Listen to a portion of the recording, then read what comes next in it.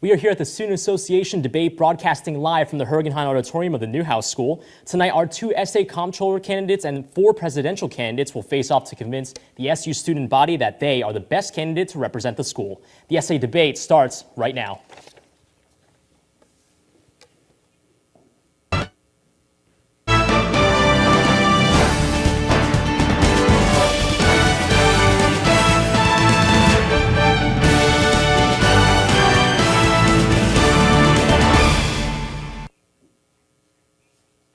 Good evening and welcome to Citrus TV's live broadcast of the first of 1 essay debates. I'm Brian Chung. We have 2 different debates happening tonight. The first will be a debate between the 2 essay comptroller candidates, incumbent Stephen DeSalvo and Osarum Wednesday pat-osagie. The second debate will be among the 4 presidential candidates, PJ Lampe, Kyle Coleman, Ali Curtis, and Iggy Nava. The debates will feature questions from myself, the audience, and our essay beat reporter Anna Giles, who will be monitoring Twitter throughout the night. Also, please feel free to tweet us all questions you have for the candidates by using the hashtag #SADebate visible at the bottom of your screen. We are broadcasting live from Time Warner Channels 2 and 2.1, as well as streaming live at orangetv.syr.edu. First, we will hear from our 4 essay representatives about the initiatives of the organization that they've been working on right now. Please let me guide your attention to the podiums right now. Hi, my name is Janine Savage. I'm the Chief of Staff of the Student Association 56th session, and what I'm up here to talk to you about tonight is Impact Week. Impact Week was November 5th through the 12th, so it actually ends tomorrow. It was an initiative brought on through Dylan Lustig's campaign promise of a day of community service, but we really wanted to make it an entire week to allow students to really kind of engage in the whole event and have opportunities to participate. Impact Week also had a scheduled events that students could also sign up for, as well as organizations, roughly about 30, chose to do their own events individually. Impact Week was kind of this idea of bringing the student body and reminding them that just because they are SU students doesn't mean they are not citizens of the city of Syracuse as well, and kind of embodying Chancellor Cantor's idea of scholarship in action. So the last event is actually tomorrow. Several of our essay representatives will be participating in the Veterans Day roll call. If you have any questions in regards to Impact Week, please email me at jnsavage@syr.edu. Hey everyone, my name is Mike Cacciatore. I'm a philosophy major. I'm currently the vice chair of student engagement. I'm a transfer student from Quinnipiac University. At Quinnipiac University, I learned a lot about recognition and how it's a very important initiative for me. I decided and was inspired at Quinnipiac to bring Project Impact here to Syracuse University, not to be confused with Impact Week. Project Impact was a contest that was held last year to find a winner for somebody outside of Student Association who wanted to find some sort of change that they want to see on campus.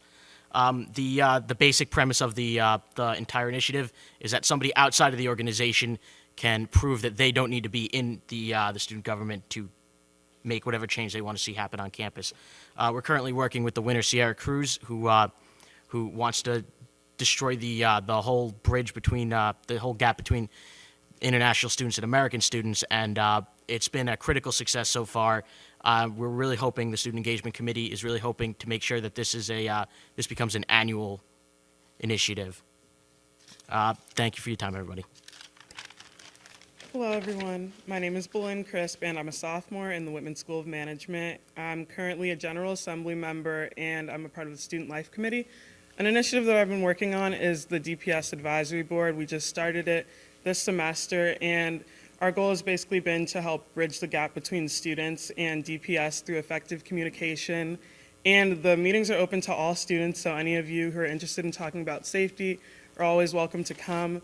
Another interesting thing that we're working on is an app that hopefully will help students be able to become more familiar with the safety options that they already have, and we're trying to figure out new things that we can implement into the app as well. If you're interested in coming to the next meeting, it will be on Sunday, December 2nd at 12 p.m. in the Office of Student Activities Lounge. Thank you. Hello, everybody. My name is Anas Dula, and I'm a sophomore civil engineering major. I'm a General Assembly representative for LC Smith, and I am on the Student Life Committee.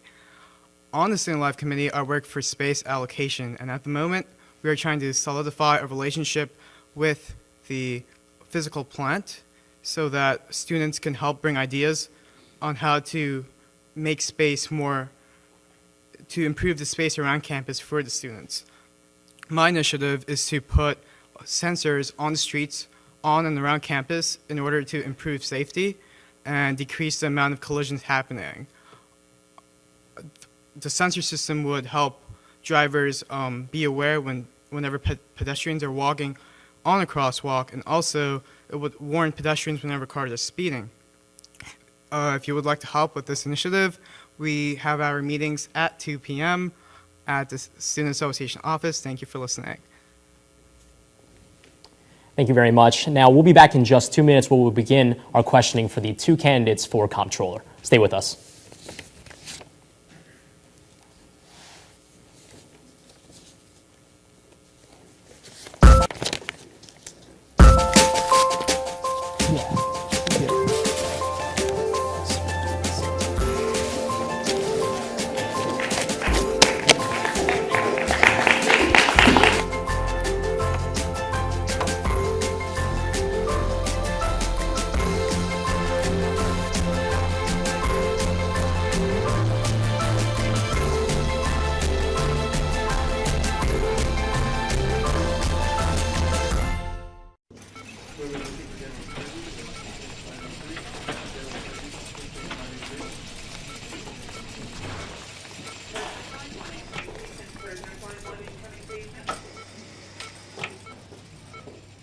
RBIs and 36 homers. Swings at the first pitch and fouls it deep back into the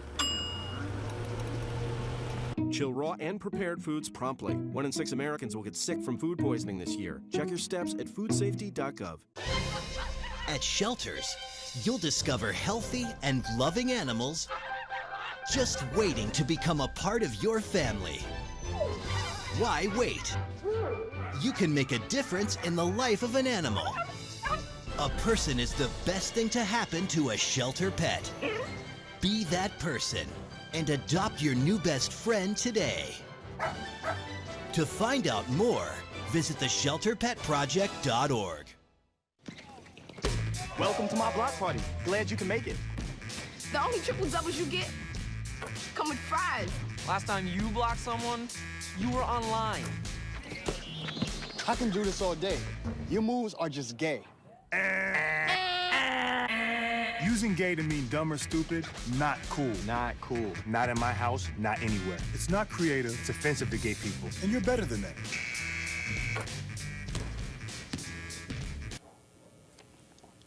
Welcome back to the essay debate. We'd like to remind our audience right now to please not use flash photography while the debate is in session. Thank you very much. And we now like to welcome our debate for the comptroller position between Osaram Osagie and Stephen DeSalvo. And we'd like to begin by a brief introduction from both candidates, a brief 15-second introduction. And just for an example, I'll do an introduction for myself. My name is Brian Chung, and it is my pleasure to be here tonight hosting this debate. So if we could begin with Stephen. Hi, everyone. My name is Stephen DeSalvo. I'm a junior chemical engineering major in LC Smith. I'm running for re-election as your comptroller. Hello, everybody. My name is Osaram pat-osagie, but for tonight you can call me Osar. I'm a junior finance and entrepreneurship major in the Whitman School of Management. Today I'm running for comptroller. All right, thank you very much. Now, the way that the debate will happen between the two comptroller candidates is that I will start out by asking a question, and after I pose the question, each candidate will have 1 minute to answer the question. Now, after that point, if the first candidate would like to form a rebuttal, he will have 30 seconds to do so. I will have the discretion to either offer the rebuttal or not. Now, there's also an option for a second rebuttal if I feel that the question is hot or inflammatory enough that the other candidate would also have a rebuttal to that rebuttal.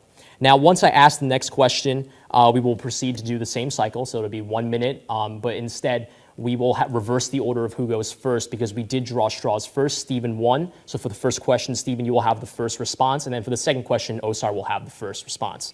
So are there any questions about that format? Okay, again, as I stated, the coin toss said that Stephen won, so we will begin with Stephen. And the first question is, explain how your past leadership on the Syracuse University campus makes you the best candidate for SA Comptroller. I think over the past year especially, student groups and students on campus have been able to see what kind of leadership I'm able to bring, not only to this campus, but to the specific position of SA Comptroller. As SA Comptroller, I've implemented new policies, and I've led our finance board to making fair and equal decisions in all instances. My leadership focuses not so much on task management or on delegation, but on transformational leadership, one that sets a precedent and encourages others to follow, encourages others to want to lead in a similar fashion and follow the same principles. And that's something that I think is essential to keeping bias out of the system, especially when you're dealing with something like $2.6 million. My past leadership experience are I'm part of multiple orgs on Syracuse University. I'm part of 4 organizations on campus, and every year I participate in events. I go to these events that the Syracuse University body has. I show my face. I lead them in the sense that I give them my ideas and my thought process to work and make their events more better. I've also thrown a lot of these events on campus, coming from arranging of speakers that will better the university to concerts and proceeds that go to outside Syracuse University. So those experiences showed me as a student leader. The students see my face, they see me doing these things, so they know that I'm actually a more personal person to reach to, and that's what makes me of a leader on this campus. Okay, thank you very much. We're going to move on to the second question now. So, what criteria will you as a comptroller look for when you're registering a student organization who's applying for funding from the Finance Board? Well, we don't register student organizations. The Office of Student Activities registers all student organizations. And basically... I'm sorry, OSAR has the first response. I apologize. That's okay. One of the criteria that I will look at is basically the past performance of these events. Something that the current Finance Board does, see how successful these events are, and also weigh them to the difficulties of implementing these events. I have a lot of experience during the events, like I said previously. I know the difference between how hard it is to bring a speaker to campus and how hard it is to bring a forum. These two things are different, so I can approach them differently in the sense of how much funding they should get. And also after that, I will then look at past performance of that organization doing that similar event. Mr. Salvo? As I was stating earlier, we don't register any student organizations, so basically any group that is registered is allowed to apply for funding. And when they apply for funding, everyone is treated the same way. That means that we look at their budget and we apply the rules that we have in place to decide whether or not their budget should receive the funding that they're requesting. Now, in most cases, that's not my decision as the comptroller. That's the decision of the Finance Board. I am there to help guide the Finance Board in making their decision and to make sure that they're following a fair and equal process. What does that mean? That means, are they following the guidelines of the tier system? That this group is on a certain tier and that they can only receive so much money. Are we taking into account how successful their last event was? Are we taking into account basically all the different things that the finance codes say about food and clothing and such? And that's how we'll make effective decisions. Do you have a rebuttal about what you think fair use is, Osar? I do. A lot of the points that Stephen made is already stated on the financial code, so student organizations should already know those processes, whether they're allowed to fund, whether a finance board funds them for food or funds them for student clothes. So that's already there. When it comes to the comptroller's position, in the sense he has to have an idea of how important that event it is to this community, and I feel like I have that sense because I'm so much involved and invested in this community. Mr. DeSalva, do you have a response to that? I do. I think that the codes are there for a reason. And to go out of your way to say that groups should just know this, then how come we only funded half the requests that came in? Because I can tell you it's not because they aren't beneficial, it's because they don't meet the codes.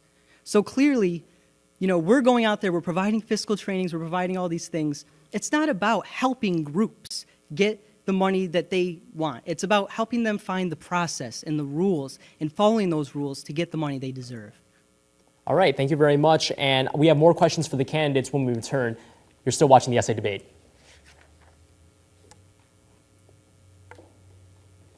Packers. Vikings. Red State. Blue State. We come from different places. Uptown. But when we live united, we create real lasting change in the education, income, and health of our country. Real change won't happen without you. So give, advocate, volunteer, live unite. Sign up at liveunited.org. You were supposed to make a right, but you made a left. And it's okay, you found your way. On a personal note, as I was counseling the two of you, NFC, AFC, offensive linemen, defensive tackles, quarterbacks, and cornerbacks are all living united to ensure the academic success of millions of kids in our communities all the way to graduation day. But that won't happen without you. So take the pledge at unitedway.org. Make a difference in the life of a child. Suit up like your favorite NFL players and become a volunteer reader, tutor, or mentor with United Way. Check out this chef, right? So gay. Please don't say that. It's like if I thought this pepper shaker was stupid and I said, man, this pepper shaker is so 16-year-old boy with a cheesy mustache. When you say that's so gay, do you realize what you say? Knock it off.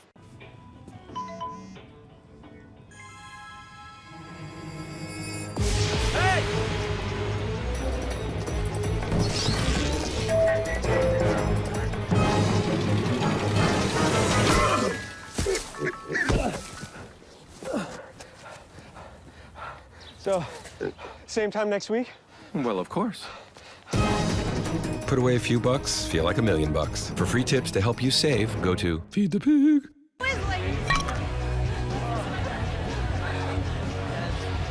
It's easy to tell if you've had way too many. But what if you've had just one too many? Buzz driving is drunk driving.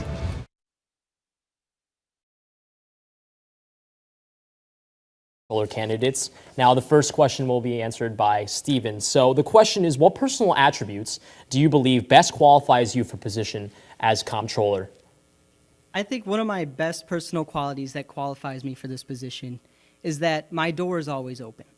When I'm in the office, I always encourage people to come during my office hours, to come talk to me, to come ask me questions about, is this right? Is this the way my budget is supposed to be filled out? Does it meet the codes? Do you think the finance board is going to look favorably upon this? Those questions I like to answer. And I think that my character in terms of being charismatic and to welcoming people in, to always having my door open when I'm there, I think that really encourages people to come and to listen. And I think the second thing that makes me very good for this position in terms of my character is that I'm approachable. To answer that question, I feel like I'm more the position, the qualities that allow me to be qualified for this position is that I'm relatable. A lot of organizations have been through this budgeting process. I also myself been through this budgeting process. I know some of the difficulties that they've gone through, and they've seen the fact that I've also gone through these difficulties. I sit down, I have an open ear, I can listen to what they're talking about, and I'm also outgoing. I'm also inside as I said earlier, I'm inside the Syracuse University culture. I can easily relate to them and get them to come and talk to me, as opposed to them come to me. I can go to them, sit down from out of my spare time to actually like just sit down and make sure that they have their budgets in order and stuff like that. All right, thank you. We're going to move on to the next question now. A hot topic in SA, especially with funding, is this tier system. So given that, what plans, if any, and again, this will go to OSAR first, do you have to change or keep the current process that organizations have to go through to apply for funding? Personally, I understand the reason the tier system is there. I do not agree with it in the sense of how it puts an hierarchical system to funding, just because some organizations themselves don't fit in certain tiers. I mean, Stephen has done a great job in fixing it, but however, I feel like I'm more going to use a tier system more as a resource in how to properly gauge each event. There are certain organizations who actually do one event that's really outstanding and requires a lot of funding, and then they don't do a lot of other small events. That in itself might put them in a lower tier, but it does not mean that that one event that they do does not require as much funding as they ask for. That sense is needed because I feel like the fact that I'm more of a magnet in the community, I can see like which of these events is needed, which of these events cater to the community properly, and that's how I'll use the tier system to gauge that. Mr. Salvo? I think that this is a great question. I think it really showcases OSAR's lack of experience and knowledge in taking on this position. The tier system was not made by one individual. The tier system was made by over many years of people looking at the process and saying, we have $2.6 million, but we want to make sure it's being used effectively. We want to make sure that groups that are really going out there and doing a good job with the money they're being given are getting the money that they deserve, and that groups that aren't doing a good job aren't keeping other groups from getting that money they deserve. So I think over the past year, people have seen that I've heard the questions about this new tier system, which was implemented the year before I took office, because I've implemented the most monumental change in codes that we've ever seen, with a whole page of codes being added to the 4-page codes that shows how groups move up and down in the system. And I think it's going to bring a lot of great change that I'd like to continue working on in my next term. Mr. Osagie, do you have any recommendations for change to Mr. DeSalvo's system? I do, in the sense that it shouldn't be so strictly rigid. I've also been a part of SA, Journal Assembly. I see a lot of organizations go up for budget and being denied just because of the sense that their event is the money they requested is higher than their tier. That's not fair in the sense that the event itself isn't being judged accordingly. The event, and which is the purpose of the finance board, is to see how great that event and the impact it has into the community. Mr. DeSalvo, a rebuttal? Sure. I think that we need to look at OSAR's stance on this and look at mine and say which one's not going to introduce bias into the system. That's the whole goal of anything that the finance board does. The procedures are there to set a guideline for the finance board to follow, something like a rubric where we can say, does this budget meet it? Does this budget meet it? And we're not leaving anything to chance, anything to, well, this is what I think should happen with this group. That doesn't happen because we have a process in place. With something OSAR wants to offer about bringing personal relationships into it and thinking about it that way, you're only introducing bias into a process that only needs fairness and equality. All right, thank you very much. And obviously a hot topic is the tier system and the finance board. And we'll continue to explore those topics as we come back. That concludes the first portion of the moderated questions. When we come back from break, we'll go over to the audience for some questions about the finance board. You're watching the SA debate.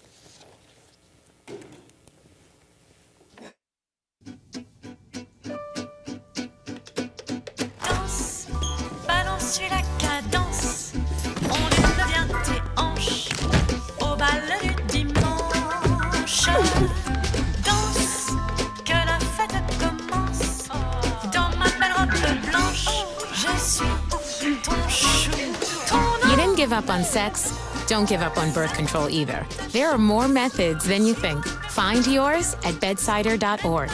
Shelters are the best places to find a new pet. You little rascal. That's where you'll discover healthy, loyal, and loving animals. Oh, ladies first. Eager to become a part of your family. To find out more, visit theshelterpetproject.org. You're on your way to meet up with friends, but you can't seem to get anywhere quickly. You don't want your friends to be annoyed, so you text. You're on your way.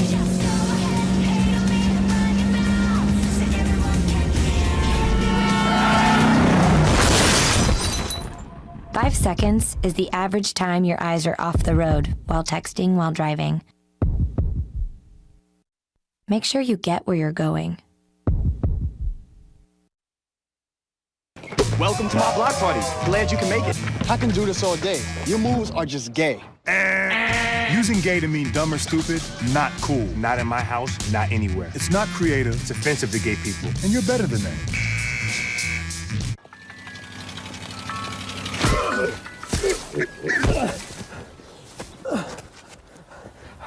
So, same time next week?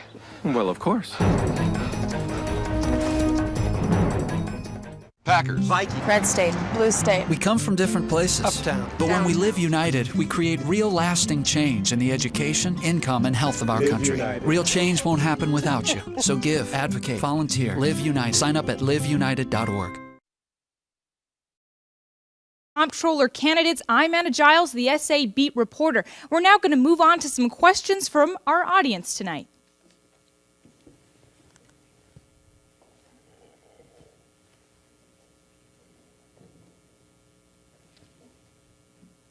Hello. Both of your campaigns talk about increasing transparency on the finance board and the budget process. Can you be specific about what venues you will take to accomplish this? I believe I go first. So one of the initiatives that I want to create is a committee, a consulting committee that organizations get to refer to before they actually have their budgeting process. This committee will allow organizations to organizations see their budgets reviewed, get ideas from marketing tactics, get ideas that would for promotion, and also get ideas from outside funding. This will then allow organizations, when they do apply for funding, to waste the lag time of actually applying for appeals, and so they won't have to go through all this tactics of actually wasting time and just both the finance board time and also the organization's time, because this is something that they want. This is something that they see as a waste of time. I sit down on an essay and I see a lot of budgets being denied over technicalities, either dates not matching up or request a venue isn't set. And these are things that if somebody told them prior to it, that would have been cut out. This actually shows that how Stevens' fiscal planning agency isn't really working well. Mr. Salvo, response? Sure. Before I get to the question, which I am going to get to, I think that this shows OSAR's, once again, lack of experience and knowledge about this. The fiscal training has been going on for many, many years, and that was created not by me, but by many other comptrollers. I've only expanded upon that by offering more fiscal trainings to help groups learn more about the information. I've also gone outside of fiscal trainings and held special trainings with broad groups through their advisors to help train more and more people about the process outside of fiscal trainings. So back to the transparency question, as many of you know, when I first ran for comptroller, I started the Your Student Fee website, which basically shows all of the money and where it's going to. And I only want to expand upon that by not only showing what the groupings are and how much Greek life is getting and how much religious groups are getting, but by saying this is exactly how much a group is getting for this budget on this day. And I want to put all of that information online to make it public. Oh, so do you have a response about whether or not fiscal training is transparent enough? Definitely. In the fact that when we sit down for approvals of these budgets, we see countless times that half of the budgets that were approved last time or so were denied off of technicalities. Obviously, the fiscal training process that he expanded on is not working.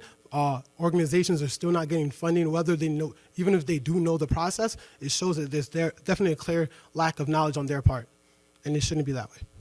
All right, thank you. We're going to move on to the next question from the audience now. Hey guys, my name is Bonnie Kong. I'm an alumnus of Student Association. My question is actually from a fellow alumnus and former comptroller, Jeff Ricker. What are the daily responsibilities of a comptroller, excluding the daily budgeting process? Sure. The comptroller is responsible for a lot more things than just leading the finance board. Like I said, the finance board's job is to review all the special programming budgets and the semesterly budgets that we receive. But on a daily basis, the comptroller is required to do 20 hours of work in the office, and that's during a regular week. During weeks where the budget season is in place, the comptroller could be in the office anywhere from 12 to 13 hours per day, working on budgets, putting things into spreadsheets, meeting with different students about whether or not their budget is feasible, whether or not it's meeting the requirements that OSAR said we're not putting out there enough. And also it's about signing expenditure requests, signing copy requests, and putting everything at the forefront for all the students every day. That's the main job of the comptroller. Oh, sorry, yeah, 1 minute. Honestly, that's a question that somebody with experience of the comptroller position would be able to answer. But going into the position, I believe Stephen probably didn't know as much as he does now. So that's honestly an unfair question in the sense that he actually has the experience of that. And I want to obviously be able to answer the day-to-day interactions. I did know from speaking to previous comptrollers, such as Sasha Ferdinand, who's a comptroller twice removed from Jeff Rickett. So I do know the stuff that Stephen is talking about. It's just I'll probably want to be able to answer that question properly just because it's more of what Stephen would have known.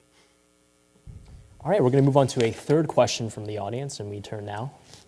Hi, I'm Greg Boylard. When it comes to funding, how will you not favor some groups over others when you are going over their budgets? Again, something that the finance board has in place, which is just look at their past performances of their event. See how well they've done before, taking into account other things such as whether the weather of the day was or what other event was going on at the time, and see how well they did in promoting. I'm a very fair person in the sense that I will listen to what they say, but it doesn't mean I'll also take that into account to give them extra money. I think the finance board does what it does in the sense that it says it looks at their past performance, and I will continue basically to do the same thing. I think that's a great question because that is the main question student groups on this campus want answered when they're applying for funding. And so I think it's very clear and simple exactly how I would go about leading the finance board to make these type of decisions on any budget. And it's simply to follow the codes. So the codes, nowhere in the codes does it say to take into account the success of their latest event. Basically, the only thing that comes closest to that is the tier system, which is based on how successful they've been over a collective number of events in the past, because we do know that things happen over certain instances. So in general, groups are on a tier based on how successful they have been over the past several years. And they have the opportunity to move up now based on past success over several events. So I would just apply the rules that we have in place. I would apply the rules of we don't fund for clothing and we don't fund for food. And I will apply the rules of if it's a good event and it's beneficial and it meets all the requirements we have and that it fits in with your tier, that you should be able to receive that funding. Oh, sorry, do you have a response to rules? In that sense, I think what Stephen is missing is the sense of the Syracuse community itself. Stephen isn't really that involved in the Syracuse community. He doesn't know the importance of these events to the campus. He doesn't know whether, yeah, it might meet the codes or not, but he doesn't know how much people actually go to it. I mean, he does look at ticket sales, but he doesn't know who is actually attending, how invested they are, how much time and work they put into these events. True in the sense that's kind of being a bias, but in the sense of the word that we're here to make the finance board more of a resource. That's my job. A lot of these organizations that apply for funding are lower tier orgs. They don't. I'm sorry. We're going to have to move to Mr. DeSalvo. Would you agree with that statement? Absolutely not. And I wish we had fact check for these debates. But pretty much, I think that what we need to realize is that, first off, as I've said many times, the comptroller doesn't make these decisions on these budgets. The finance board does. My job, regardless, which it's not true that I don't know who's going to these events and I haven't heard or been to some of these events and realize how important they are to the Syracuse community, but basically it's the finance board's job to make those decisions. And I can promise you that I'm helping make sure that people who are knowledgeable make it onto the finance board. Thank you very much. And we're going to move to our last and final audience question for this segment. Good evening. My name is Ben Jones, and my question is, what attributes of a good comptroller do you think your opponent lacks? I think that my opponent lacks experience, as I've said. And I don't just mean comptroller experience, because I think that would be unfair, but finance board experience. Experience understanding what the financial process is. What are the deadlines? What are the rules? Because I can promise you that if I'm not in office day one, or if someone who hasn't been on the finance board or doesn't know the financial process is comptroller on day one, that's not going to stop people from coming in on day one and asking questions. That's not going to stop people from over the first week and when the first budget season comes up to bombarding that office and asking question after question after question. And that is great. But that's why you want someone who knows the process, who knows what's going on, to be in that office to answer those questions on day one. And my opponent cannot do that. In the sense of what Stephen's saying is kind of unfair in the fact that, yes, I've not been on the finance board, but does not mean I do not have an understanding of the codes. The codes are out there for everybody to understand. I feel a lot of the organization treasurers do understand the tier of the codes, especially if you're applying for budgeting. You have to also have a well understanding of what SA doesn't fund and also what they do fund and what tier you stand on too. So that's incorrect. I actually do have a well understanding of the codes because it's out there for everybody too. One thing I think that Stephen does lack is the sense of how invested he is into the community. He really doesn't know what's going on in the community. He's just honestly the comptroller, and also, he's also bombarded with his academic career.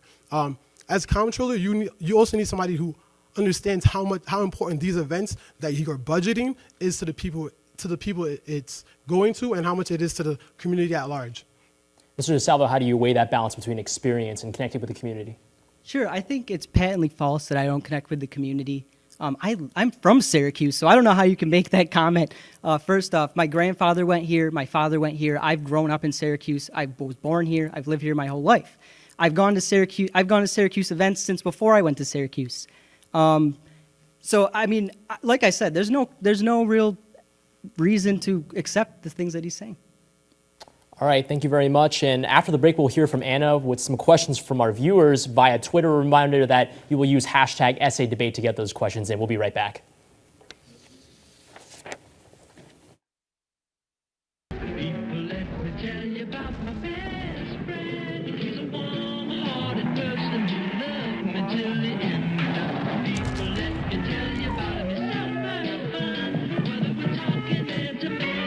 don't need to be bigger than life to be a good dad. You just need to spend time with your kids. It takes a man to be a dad.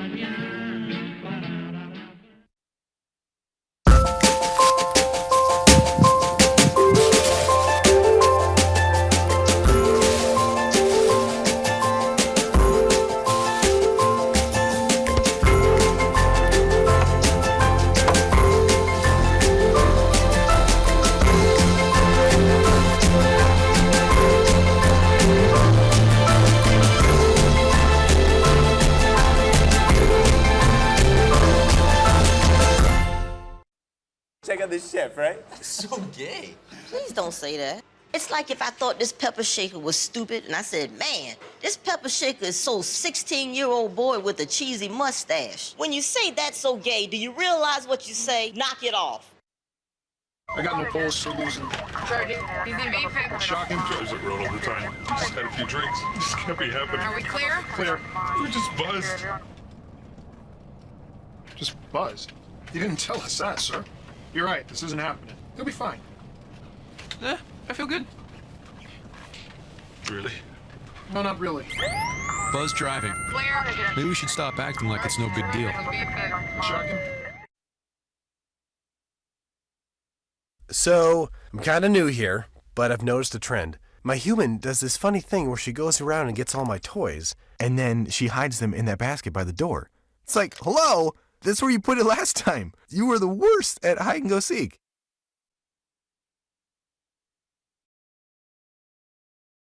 Debate, we are still currently asking questions of our comptroller candidates, and we just heard some great questions from the audience, but now I'm going to ask something from Twitter.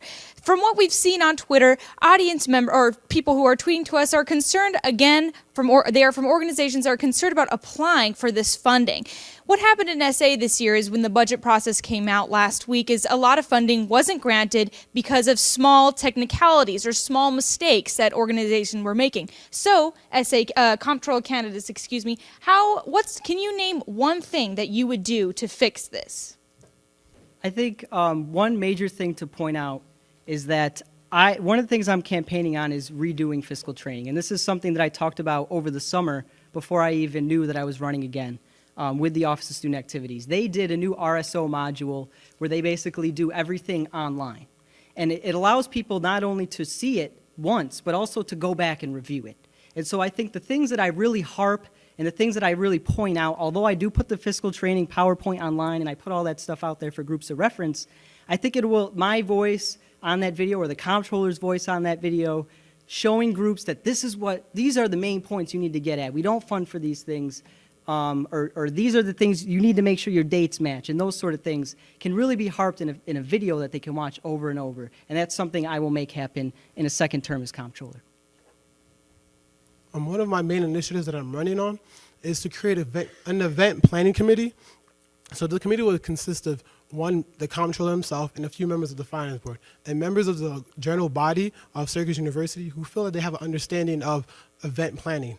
The purpose of this committee will be to review budgets, make sure that organizations have their dates match, make sure they're applying for the right things, make sure understand how whether the finance board funds it or not, and also to help them also gain marketing tactics to make their event more successful.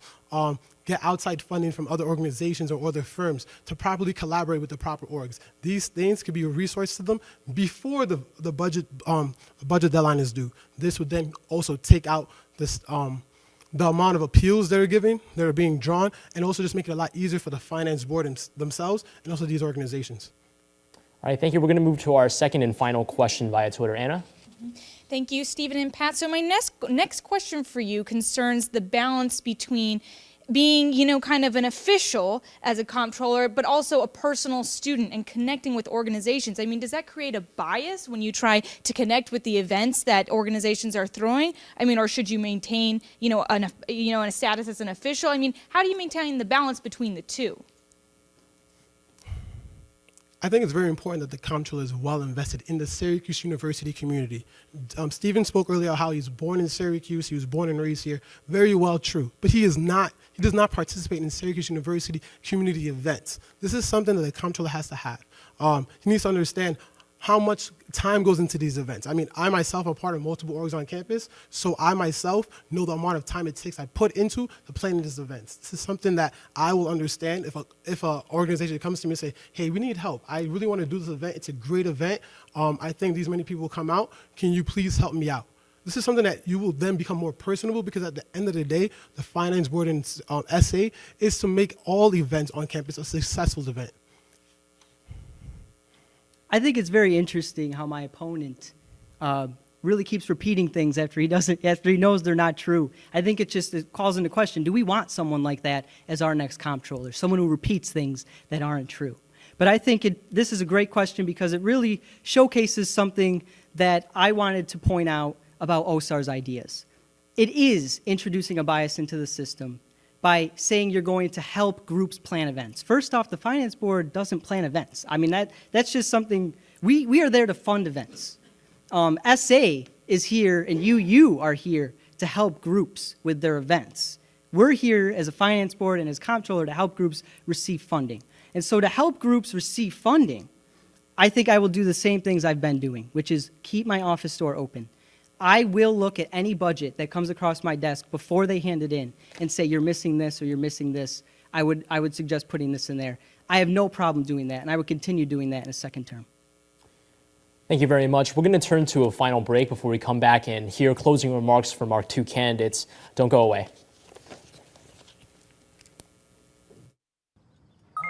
G-morning, sunshine. Wakey, wakey. Text me. Are your parents home later? We can hang. LUV, love you. JK. Holla back. Holla back. Holla back.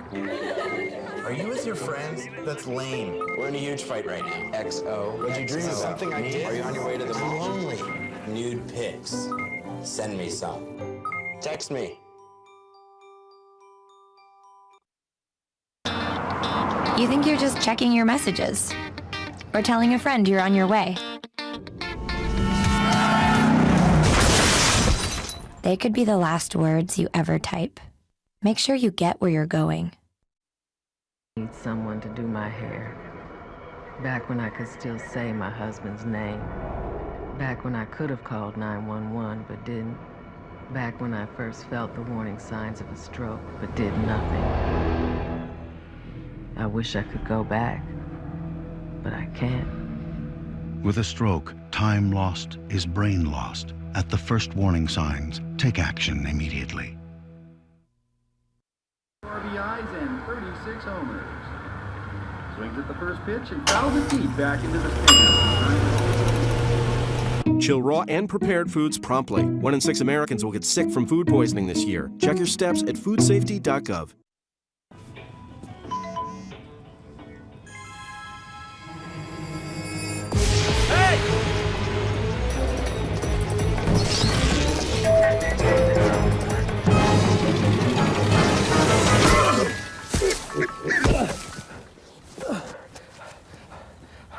So, same time next week?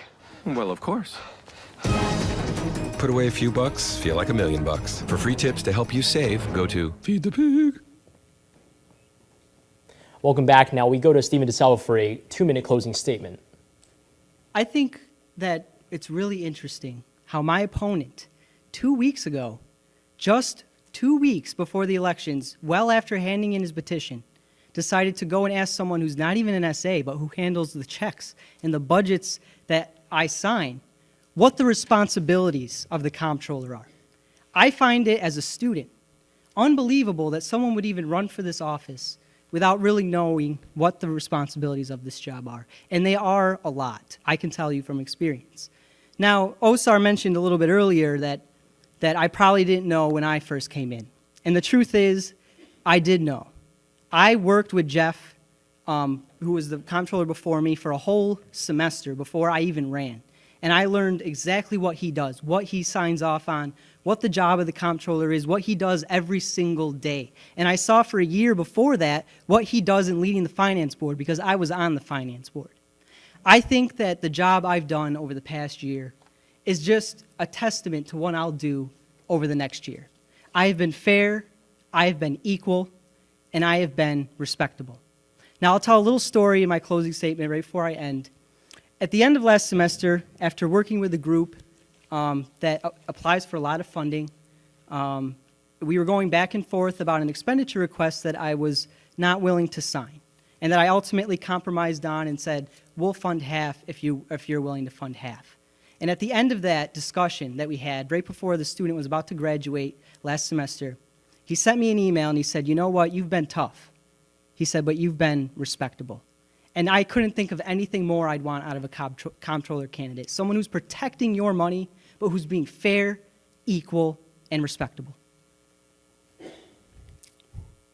Good evening, everybody.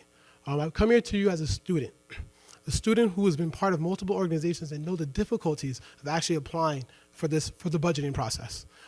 Yes, the comptroller and the current finance board has done great things to make it easier. But if you're a part of any student org on campus, you know how extremely difficult it is to actually do this process. I'm here to make it easier. I want the finance board to be more of a resource. Earlier I spoke of the event planning committee. Actually, it's more so a consulting firm that I want organizations to be able to use. I feel that the direction that the finance board is going to is more of a sense of we are the guidance of your money. Like, we guard your money and we will make sure that your event is good or not. We judge that base.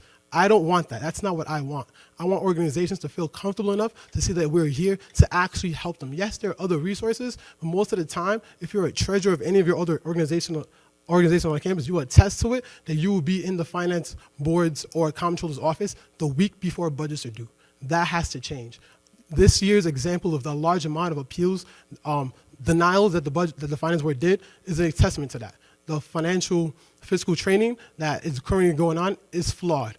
Organizations find it impersonable. They don't find it very interactive at all. Yes, you can press skip to the end and learn what you need to do, but you miss out on so much. If there's a board, if there's somebody, if you feel you're able to approach the comptroller and talk to him and sit him down, this will happen. There have been a lot of complaints from other orgs and other students on body on how unapproachable our current comptroller is. That's something that we get reoccurring, and that's not how it should be. Thank you very much. And a reminder that you will start voting on My Slice at 12 o'clock a.m. And we'd like to thank our two candidates, Sarah Wency-Osagie and Stephen DeSalvo. And when we come back from our break, we will begin our presidential debates between our four candidates. Thank you very much. You're watching the Essay Debate.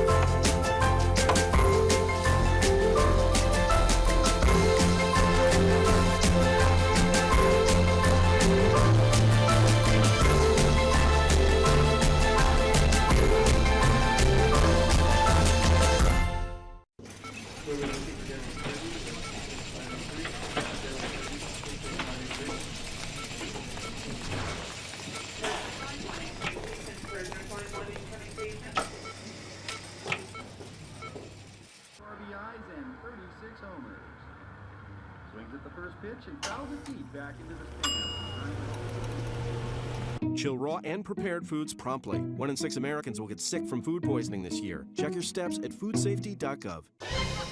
At shelters, you'll discover healthy and loving animals just waiting to become a part of your family. Why wait? You can make a difference in the life of an animal. A person is the best thing to happen to a shelter pet. Be that person and adopt your new best friend today. To find out more, visit theshelterpetproject.org. Welcome to my block party. Glad you can make it. The only triple doubles you get come with fries. Last time you blocked someone, you were online. I can do this all day. Your moves are just gay. Using gay to mean dumb or stupid, not cool. Not cool. Not in my house, not anywhere. It's not creative. It's offensive to gay people. And you're better than that.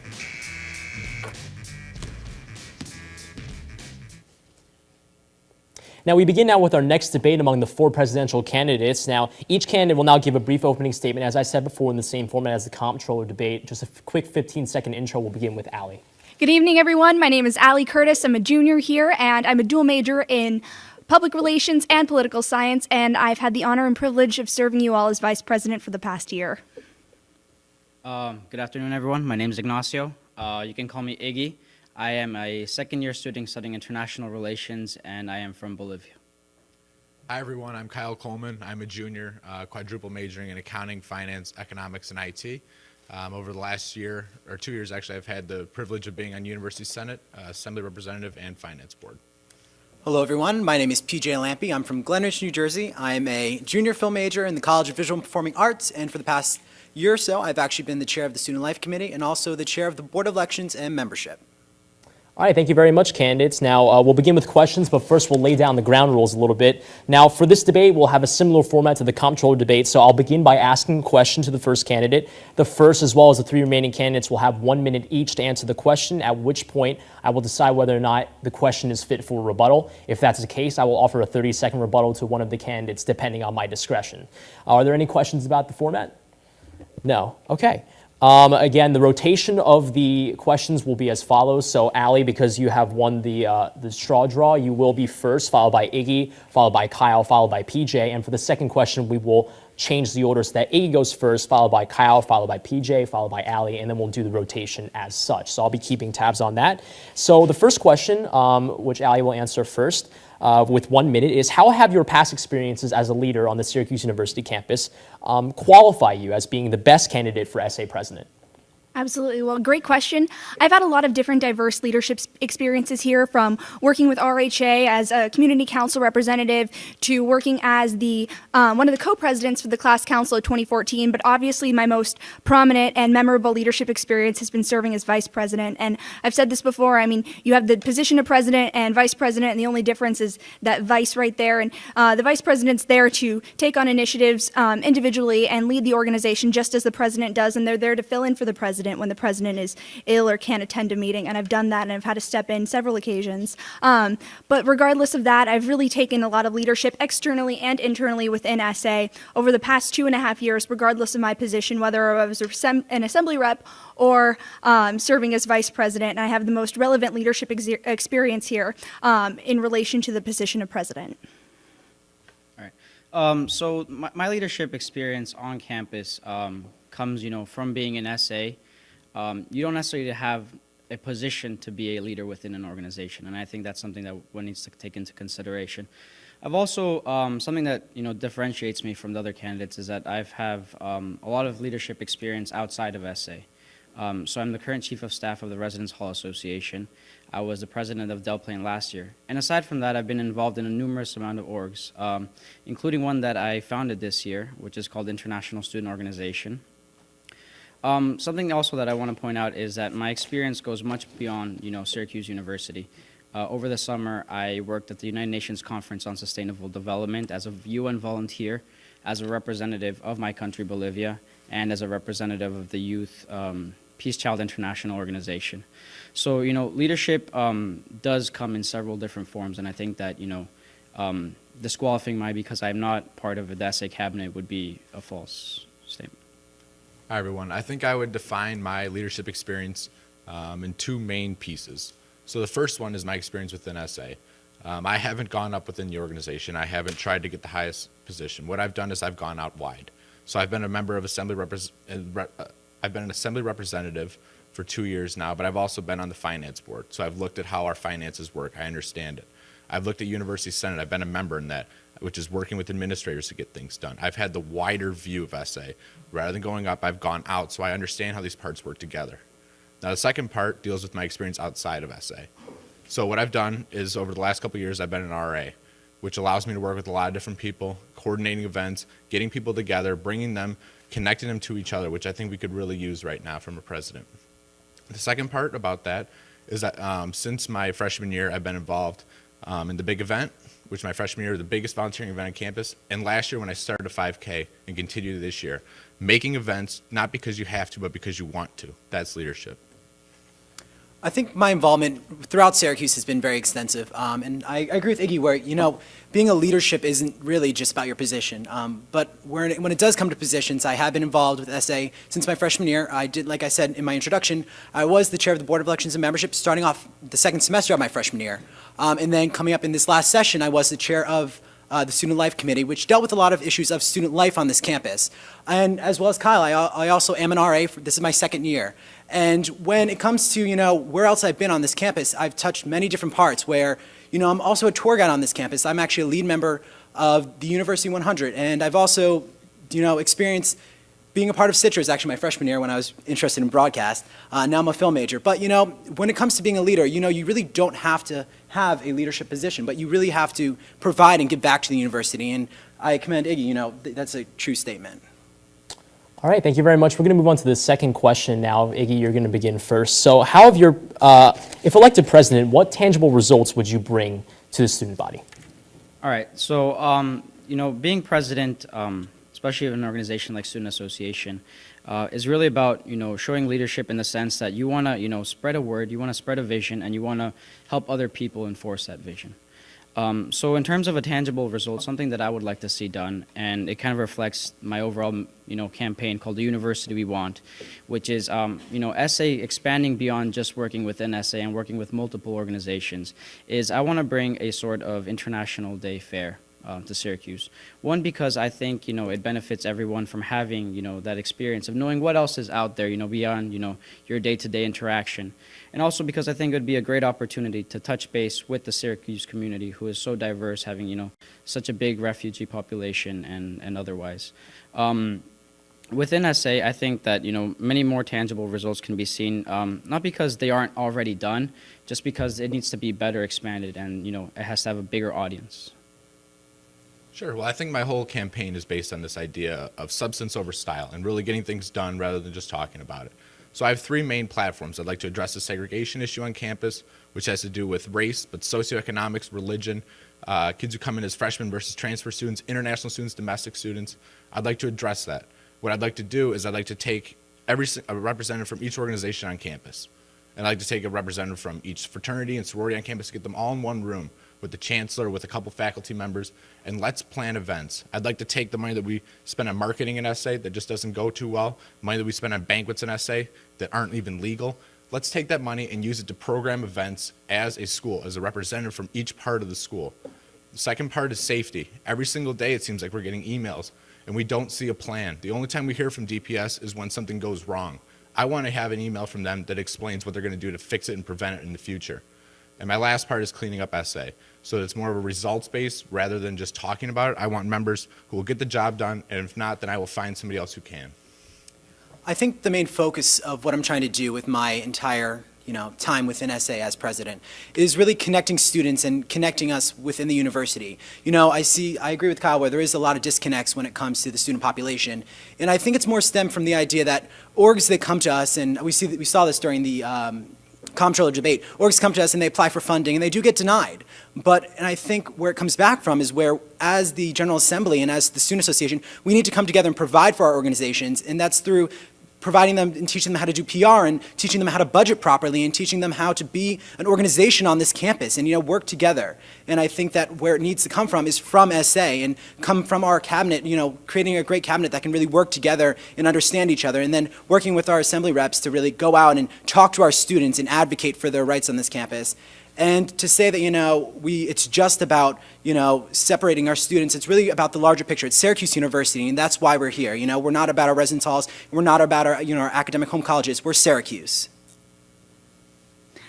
All right, so if I were to be elected president, I just want to touch base on this point here, but real candidates have real issues with real results, and that's the way I've been running my campaign, and I have three main issues that will be achieved if I'm elected president, and that's maintaining civic engagement and community involvement, which has been started through Impact Week. This is something, going back to when I was running Dylan Lustig's campaign, when we decided that we need more community engagement here in Syracuse for students to actually get involved with their community, and that's something that will stay a part of SA SA if I'm elected. Secondly, internships on campus, really changing the way that students attain internships. Right now, the way it's set up, there are a lot of regulations, and I know this has been a big issue before with students here, especially underclassmen, but we're actually, because we have such prestigious programs here on campus, we have students getting incredibly prestigious internships, and a lot of these students are freshmen and sophomores, and they're not able to get these internships because they, there are too many harsh regulations. So I want to take down those regulations and then promote active advocacy with full representation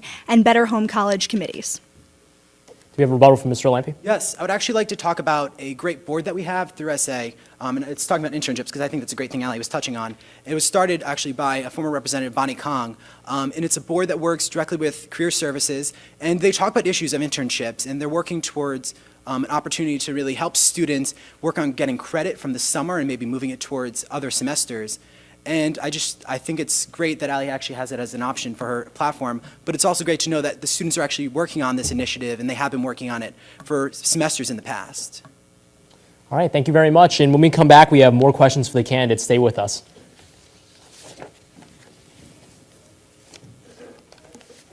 Packers. Vikings. Red State. Blue State. We come from different places. Uptown. But when we live united, we create real lasting change in the education, income, and health of our country. Real change won't happen without you. So give, advocate, volunteer, Live United. Sign up at liveunited.org. You were supposed to make a right, but you made a left. And it's okay, you found your way. On a personal note, as I was counseling the two of you, NFC, AFC, offensive linemen, defensive tackles, quarterbacks, and cornerbacks are all living united to ensure the academic success of millions of kids in our communities all the way to graduation day. But that won't happen without you. So take the pledge at unitedway.org. Make a difference in the life of a child. Suit up like your favorite NFL players and become a volunteer reader, tutor, or mentor with United Way. Check out this chef, right? So gay. Please don't say that. It's like if I thought this pepper shaker was stupid and I said, man, this pepper shaker is so 16-year-old boy with a cheesy mustache. When you say that's so gay, do you realize what you say? Knock it off.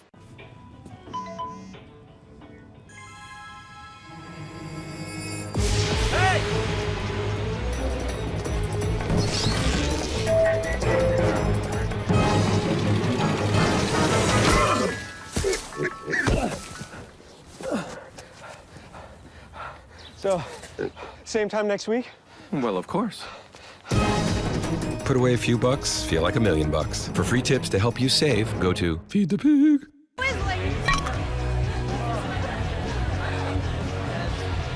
It's easy to tell if you've had way too many. But what if you've had just one too many? Buzz driving is drunk driving. We'd like to welcome everybody back to the SA debate. Now, we've heard from these four candidates. We're hearing a large variety of platforms that you guys are standing on. But one issue that's hot on this campus right now is safety. There's been a lot of issues with safety on this campus that DPS and SA have been dealing with. So what I want to know from you, and what I'm sure our audience members want to hear from you, is how does safety affect the student body? And if you're elected as president, what would you change or keep about the current system to keep students in the know about safety issues or keep them just more safe in general? We'll begin with you, Kyle. Sure. Well, I've recognized it as a problem. That's why it's the #1 issue on my campaign itself. You know, I want to run on things that people actually care about. And, you know, the first thing that we all care about is safety. Can we walk around at night without being afraid of being the one that's in that next email? And so what I've done, well, first I'll explain why it's important. So over the last couple of weeks, we've had a lot of emails come out, and I distinctly remember one of them talking about Marshall Street, how somebody was affected there. And the email said that, you know, the student A shouldn't have been out at 2 a.m., and B, that Acropolis is bad. But my question is, where's the rest of that responsibility? We can't just blame it on the students and Acropolis itself. What about DPS? We all have a share in this. So my question to the students is, shouldn't we be able to hear what their opinions are, what their ideas are, and shouldn't we be able to give our own? It is our campus and our safety, isn't it? My idea is that instead of going into backdoor meetings with DPS, where as soon as the door closes, they can do what they want, I want them to have to report to us. I want to actually have an on-campus conversation that's in the DO where students can participate, so it's out there in the open. PJ? You know, I think that's a great idea, and I commend actually Bill and Chris for creating the advisory board, which has been an essay this semester. It just started, and yes, it was addressing the issue that safety was something that came up this semester, and it's a group of students that meet on a regular basis to discuss issues of safety. And we invite DPS to come in and create these conversations, and we can invite the Daily Orange to come there and report on it. But will that fix the issue? I don't think so. I think it will create great conversation, and I think that it will help DPS make them more aware of how we feel about these issues.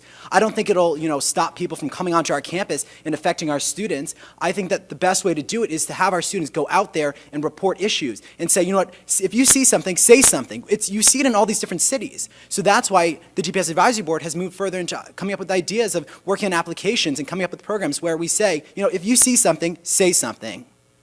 Well, first of all, I'd like to acknowledge the program that DPS has put into play, the collaboration with SPD. I think that's great that they're already making moves and the administration realizes our concerns. A big issue here is getting rides home in the middle of the night, and as a women leader on this campus, I've had a lot of girls approach me about issues that they've been facing, especially getting rides home and getting stranded on streets off campus and away from their residence halls and away from their apartments. This is an issue that I will be taking up as president, and I will make sure that DPS is actually going to pick students up. They can't say that they offer this service and then leave students stranded, especially young women on this campus. I've heard more often than not girls running into problems on the streets coming home late at night, and we can't point any fingers at them and say it's their fault for being out, just like that email said, you're out too late. But this is something that DPS actually needs to do, and like I said, they were there for me once before, and for some reason they seem to fall off the face of the planet here, actually helping students out in that case. And as a woman here, I actually want to make sure that that gets taken care of, because that's a great concern to all students here. I'd have to disagree with a couple of things that have been said. Anyone who has worked with DPS, SPD, or any law enforcement agency knows that they are professionals, and it would be a little crude to say that we can come up with solutions to things that they're experts on. What I want to do is I want to congratulate Belen as well for establishing this DPS advisory board, because through this advisory board we can channel this different input and channel these different reflections, reactions to how students want to react. But what I think SA would have to do to tackle on this issue is kind of look at the student side of it. How do we make it so that students are more feel safer on campus, So one thing you can do is you can, have more regular workshops for women, safety issues, or, spread these campaigns such as, see something, say something. But it also comes to, a problem with how advisory boards work in SA generally, and that is they tend to focus too much, or there tend to be too many SA members and not enough other members. Mr. Coleman, do you have a response to the variety of ways that each candidate is planning on approaching safety? Yeah, I'll go down the line. I think, Allie, you brought up a good point, but I think the clear one with girls is that it's also with guys, and that any person on this campus can have that problem. I think the key is marketing what's going on. I don't think the DPS doesn't show. It's just that people aren't always aware of these programs offered. Iggy, I agree with you, and actually that was going to be my point to rebuttal for PJ, is that it's an advisory board, and that's great, but what it ends up being is a group of 4 or 5 student association members meeting together. They talk it up, and they have some good ideas, but where does it go? Where are the results? I don't see any. Mr. Lampy? Well, I actually sit on that advisory board, and it's not just SA members. There are students that represent other parts of campus. And the idea is that we reach out to other students and we ask them to join us. And this is a great opportunity to say, we had B come up here today, and she represented the board, and she said, we want students to come and talk about these issues. But there are not just SA members, and we welcome any student to come talk, just like we welcome any student to come talk about food issues for the Food Advisory Board. We're going to move on to the next question. Now, if elected to this position, you will be president of the Student Association and the SU and the SUNY ESF student body. And this relates to a variety of issues, including safety. But how do you plan on connecting, and for that matter, keeping students informed and trying to keep them in the loop about what SA is doing and just making them a part of your daily operations? And we begin this question with PJ.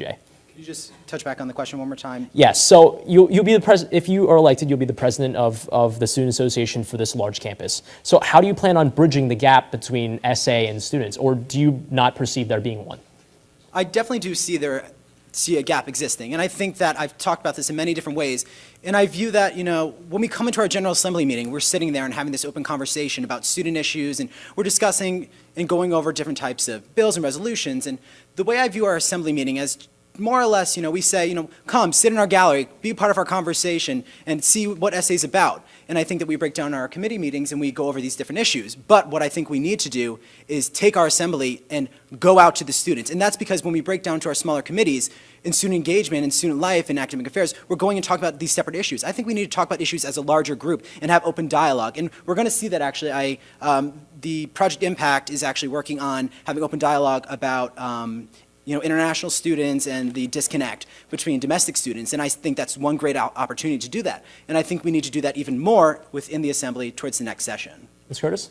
Right. Well, of course, involvement within students reaching out to their constituencies is something I've dealt a great deal with, especially with reaching 100% representation here, which is something I'm very passionate about, and including ESF students in that. And I definitely see that there's a disconnect there. I was approached by two students who asked me if I thought that ESF and Syracuse were two separate things, and I said, you know what, it's synergistic. We're better together, and while we're two separate campuses, we do come together to do a lot of great things there. So that's one student organization, or one student group that I feel has been disconnected that I really want to re-engage within our student body because we do lead them.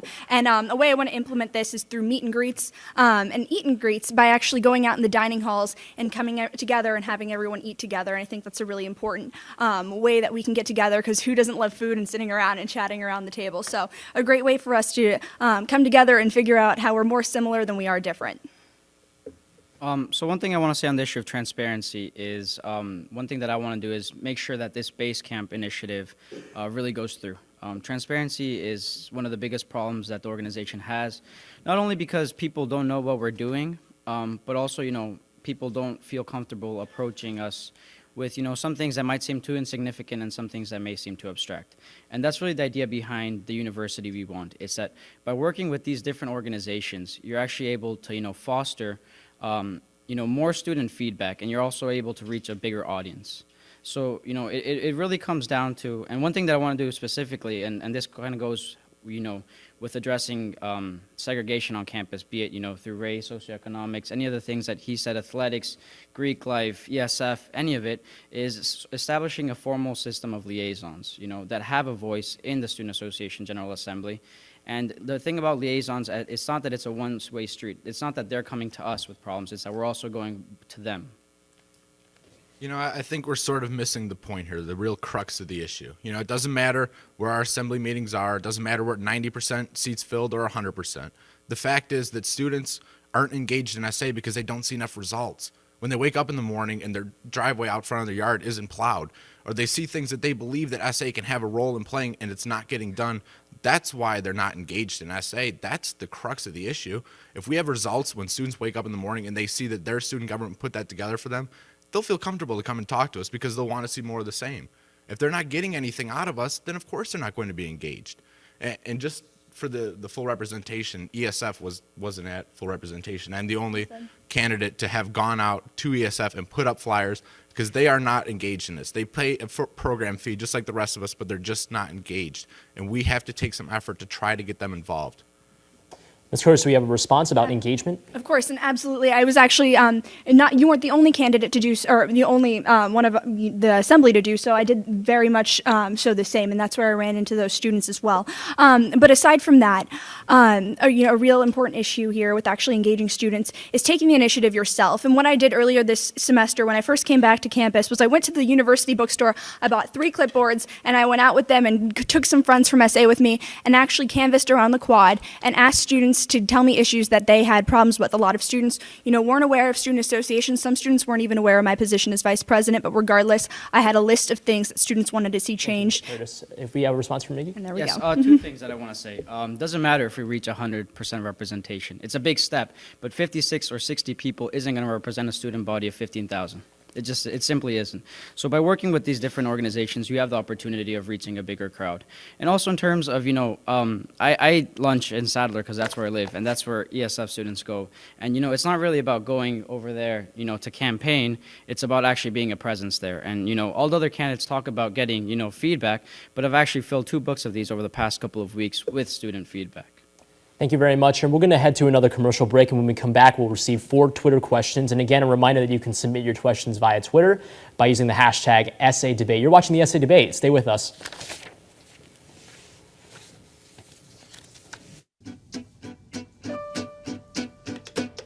Danse, balance la cadence, on lève bien tes hanches au bal du dimanche. Danse, que la fête commence, dans ma belle robe blanche, je suis ton chou, ton You didn't give up on sex. Don't give up on birth control either. There are more methods than you think. Find yours at bedsider.org. Shelters are the best places to find a new pet. You little rascal. That's where you'll discover healthy, loyal, and loving animals. Oh, ladies first. Eager to become a part of your family. To find out more, visit theshelterpetproject.org. You're on your way to meet up with friends, but you can't seem to get anywhere quickly. You don't want your friends to be annoyed, so you text. You're on your way.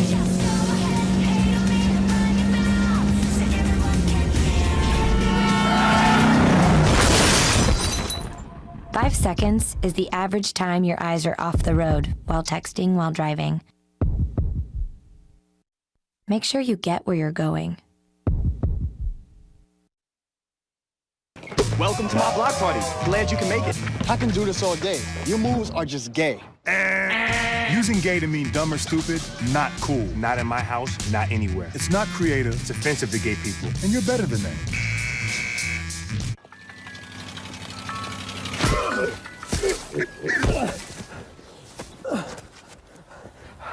So, same time next week? Well, of course. Packers. Vikings. Red State. Blue State. We come from different places. Uptown. But when we live united, we create real lasting change in the education, income, and health of our country. United. Real change won't happen without you. So give, advocate, volunteer, live united. Sign up at liveunited.org.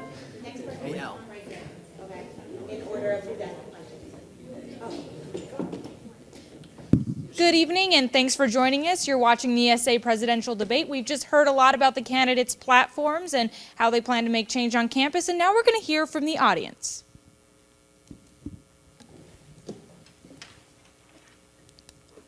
Hi, I'm Ishtiaq Nazim. This is a question for all of you. What makes your policies better than the other presidential candidates' policies? We'll begin with Allie. Like I said, I'm a real candidate, I'm a real student, and I have a real campaign platform with real results. I know PJ said that this is my internship idea has been brought up by another committee. This is something that I've actually been working on for that committee, and I've taken the initial steps of meeting with CDC here at Newhouse to discuss why it is there are so many harsh regulations for internships and how we can moderate that and make sure that students are actually able to get their internships and not have to drop out of them. Like I said, another real part of my campaign platform is active advocacy and actually having students get out there and connect with upper administration within their home colleges. A big part of the whole idea behind active advocacy is actually having students work with the upper administration. And I sat down on a committee meeting, and out of nearly 7 or 8 students on that committee, only 3 of those students could tell me who the dean of their home college was. And this is something that I actually want to change and make sure that these students are working with them so real results come and you all as students see them in effect within your home school. Again, the biggest difference between my other candidates and myself is the university we want reflects the idea of working with different organizations. There's a tradition within SA, and it's very evident in the other 3 candidates who've been there, since day one, as they often quote, is that only SA has the ability to make change, where you have to recognize, you have to look out to the other student organizations, and you value the other student leaders and all their projects that are, having a very real and very impactful, result on campus.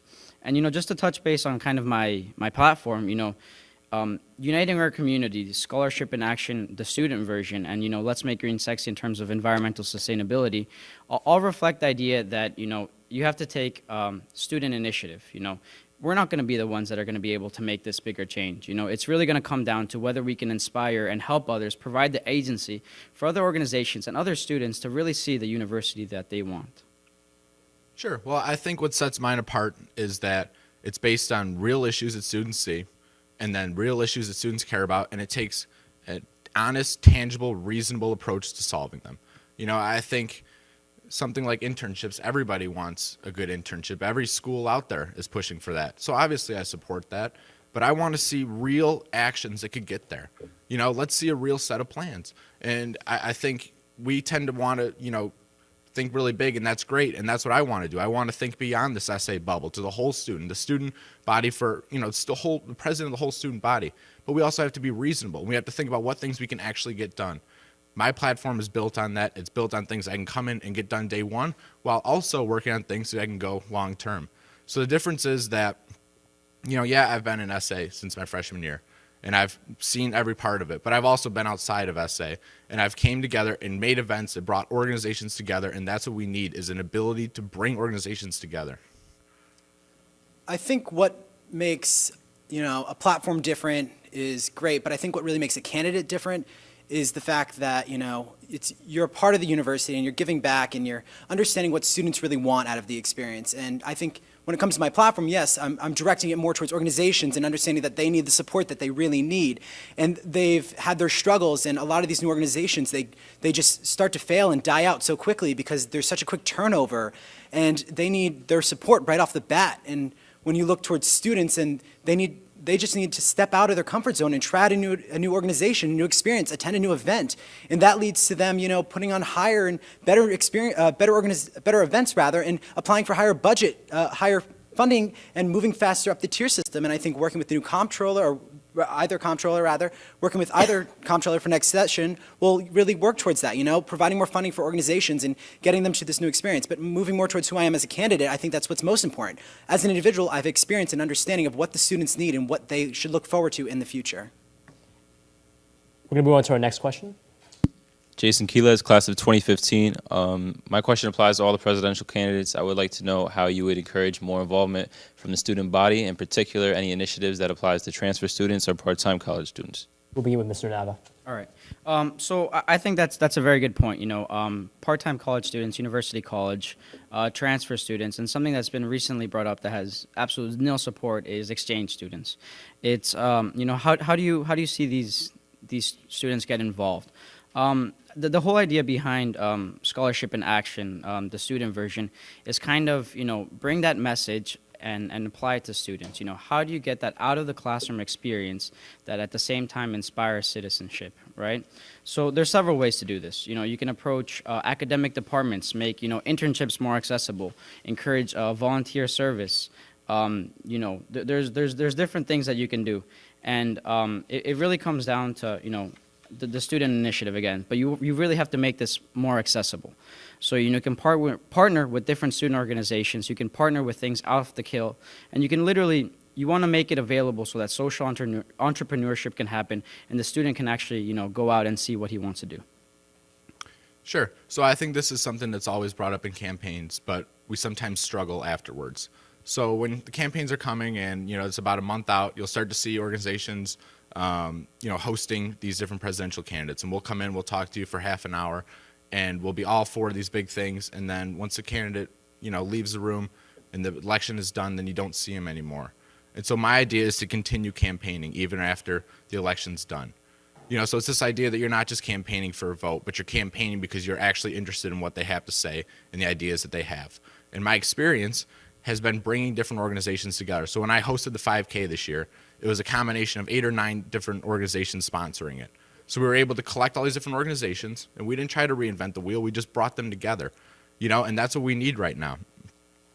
And so I think a good example of that is something like Impact Week. You know, we could involve University Union, we could involve APO, the community service organization, to bring them all together to make a bigger event. And if your organization's involved, then likely you'll be involved, and we'll get more students involved. I think addressing the issue of transfer students on campus is a great topic, and the idea that it's something that I haven't really considered even when designing my platform. And I kind of just thought about this recently, and the idea that, you know, we put all the transfer students together on South Campus in the Sky Halls, and I do wonder why is that? And in one part of my mind, I think the reason is because we want them to be in a community so they can, become a part of this campus. But why do we put them on South then? We should maybe bring them to main campus and find a way to bring them into our communities. And that could be through maybe setting aside residence hall, sections of residence halls to welcome in transfer students and redirecting some of the rooms in order to know that, if you're moving off campus next semester, let us know. If you're going abroad, maybe we can fill that room next semester for a transfer student, someone coming in next semester, so that we can welcome these students on campus the right way and get them accepted into the community fully. Just want to thank Kyle Coleman for bringing up Impact Week. We did have 30 organizations work with us for Impact Week, which is really phenomenal in getting students from all over this campus involved. One of my big things as vice president has been looking back on the history of SA and seeing what's been very effective. And one of those things that I kind of came into when I first joined SA and learned of, and have recently been interested in reinvigorating, is the Non-Traditional Students Commission that was under Angelo Coca, our former vice president. Now, they held a big mixer on South Campus for traditional students, non-traditional students, students from all different Greek councils, students from all different organizations to come and watch the Villanova game. And to this day, I hear it is one of the most effective programs that we have had in connecting students from different backgrounds, whether they be traditional students or non-traditional students, UC students, Newhouse students, ESF students, VPA students, but actually connecting the students to each other. And I'm looking to bring this commission back to our student organization, SA, getting students involved and actually bringing all of our students together in this manner again.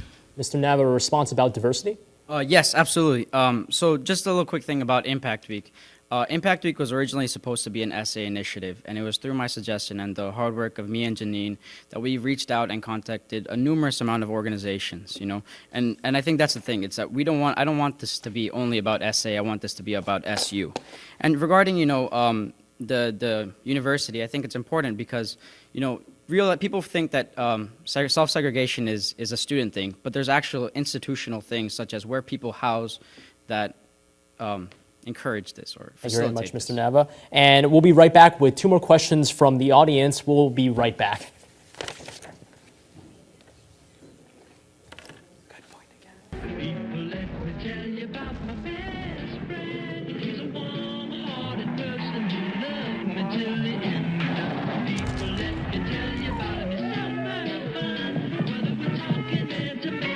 You don't need to be bigger than life to be a good dad. You just need to spend time with your kids. It takes a man to be a dad.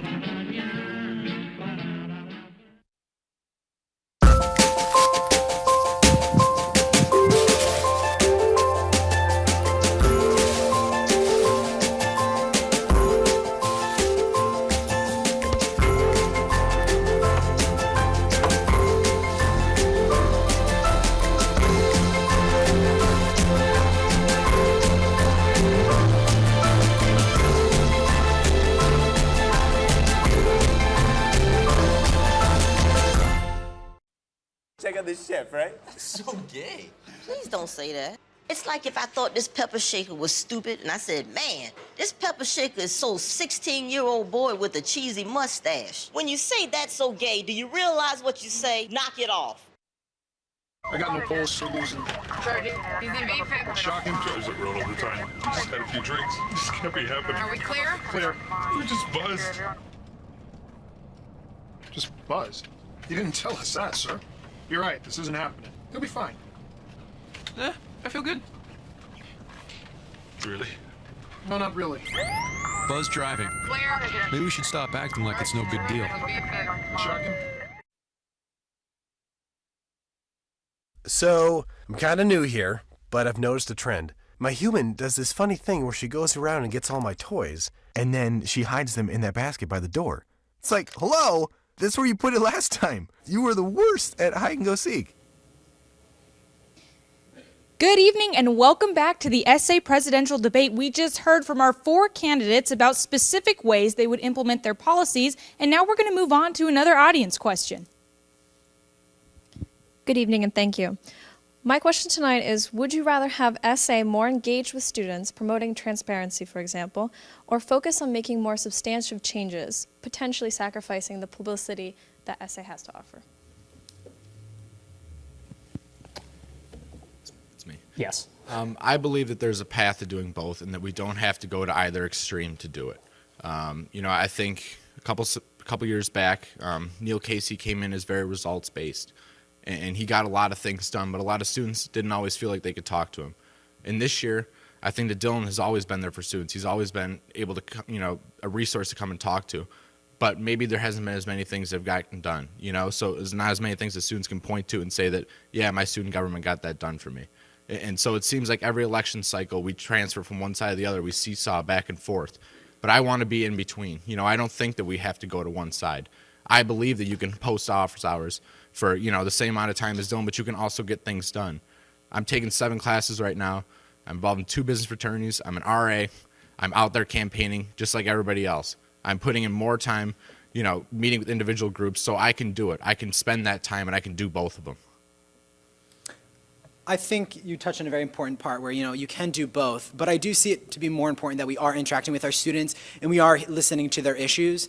And in many ways, by being more transparent and having these conversations and being the face, in many ways, Dylan has been that face. He's been a great person for conversation and talking about issues and interacting with students on a one-to-one level. And I think that when you do that, it leads to discovering issues and working on these different initiatives that can then later lead to, creating great change to this campus. And I feel that we need to start by, talking to our students and becoming a part and being an active part of our own community.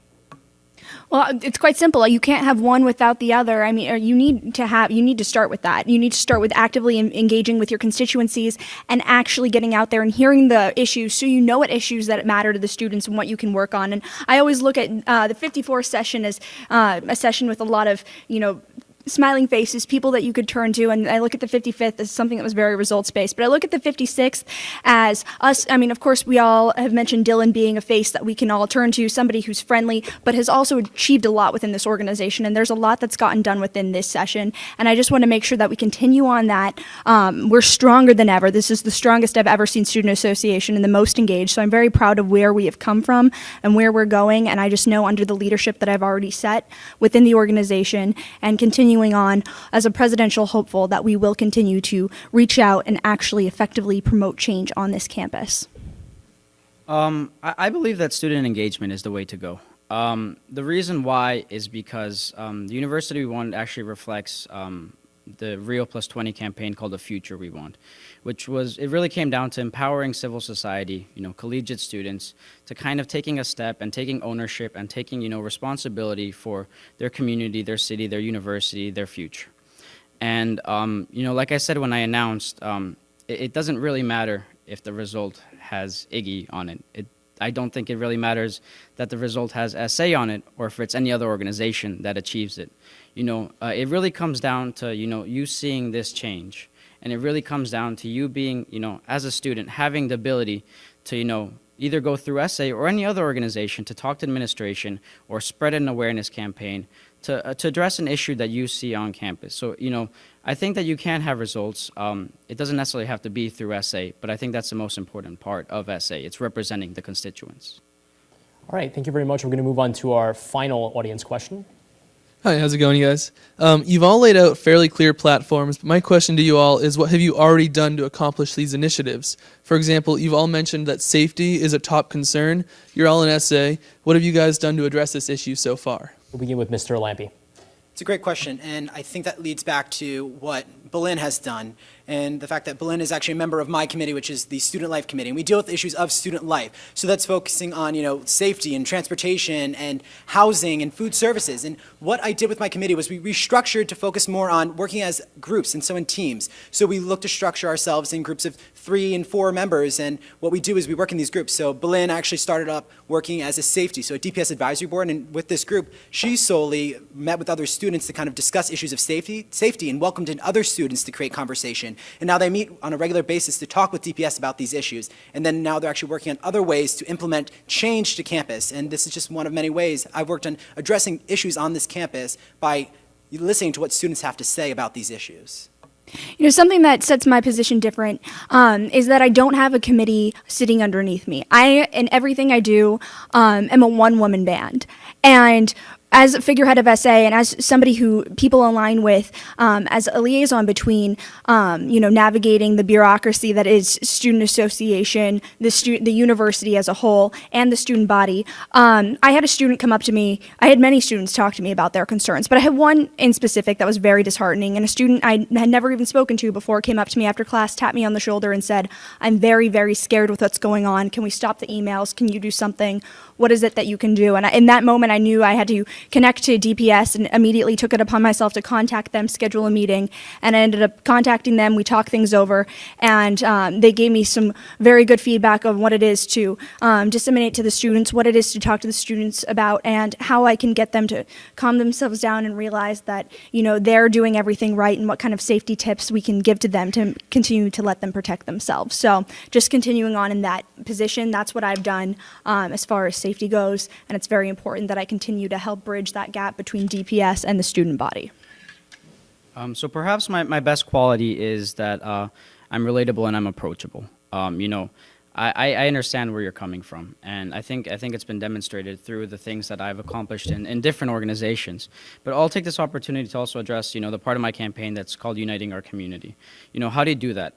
So an issue that's so abstract and so large. Well, first thing is, you have awareness campaigns. The first step in addressing bias or any form of discrimination is recognizing it. I've really pushed for, we're a culture, not a costume.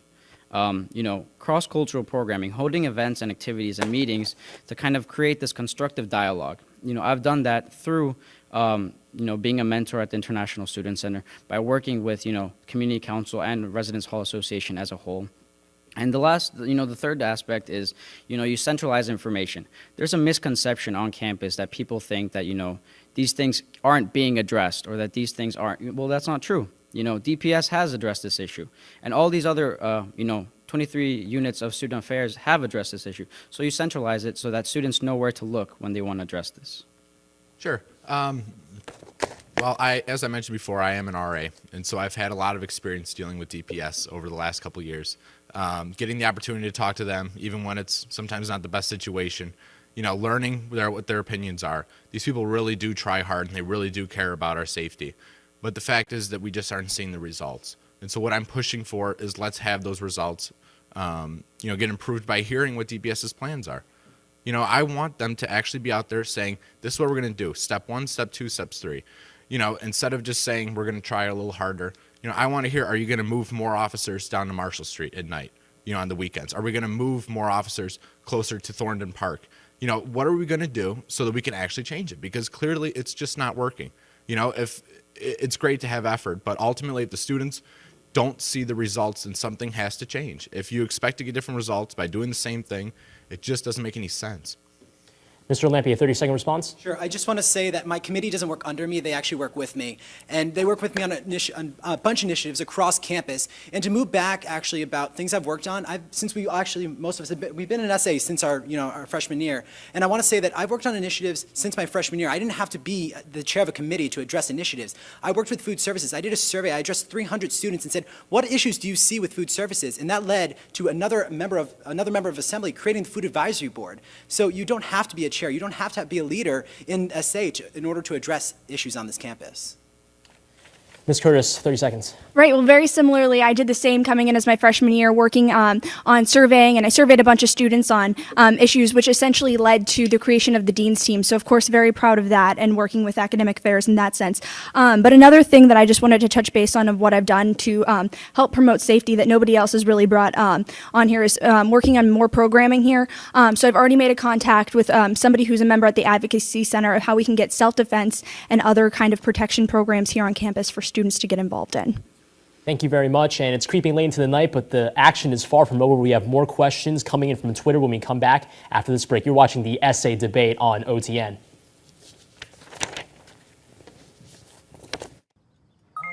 G-morning, sunshine. Wakey, wakey. Text me. Are your parents home later? We can hang. LUV, love you. JK. Holla back. Holla back. Holla back. Are you with your friends? That's lame. We're in a huge fight right now. XO. What'd you dream of? Something I did? Are you on your way to the mall? I'm lonely. Nude pics. Send me some. Text me.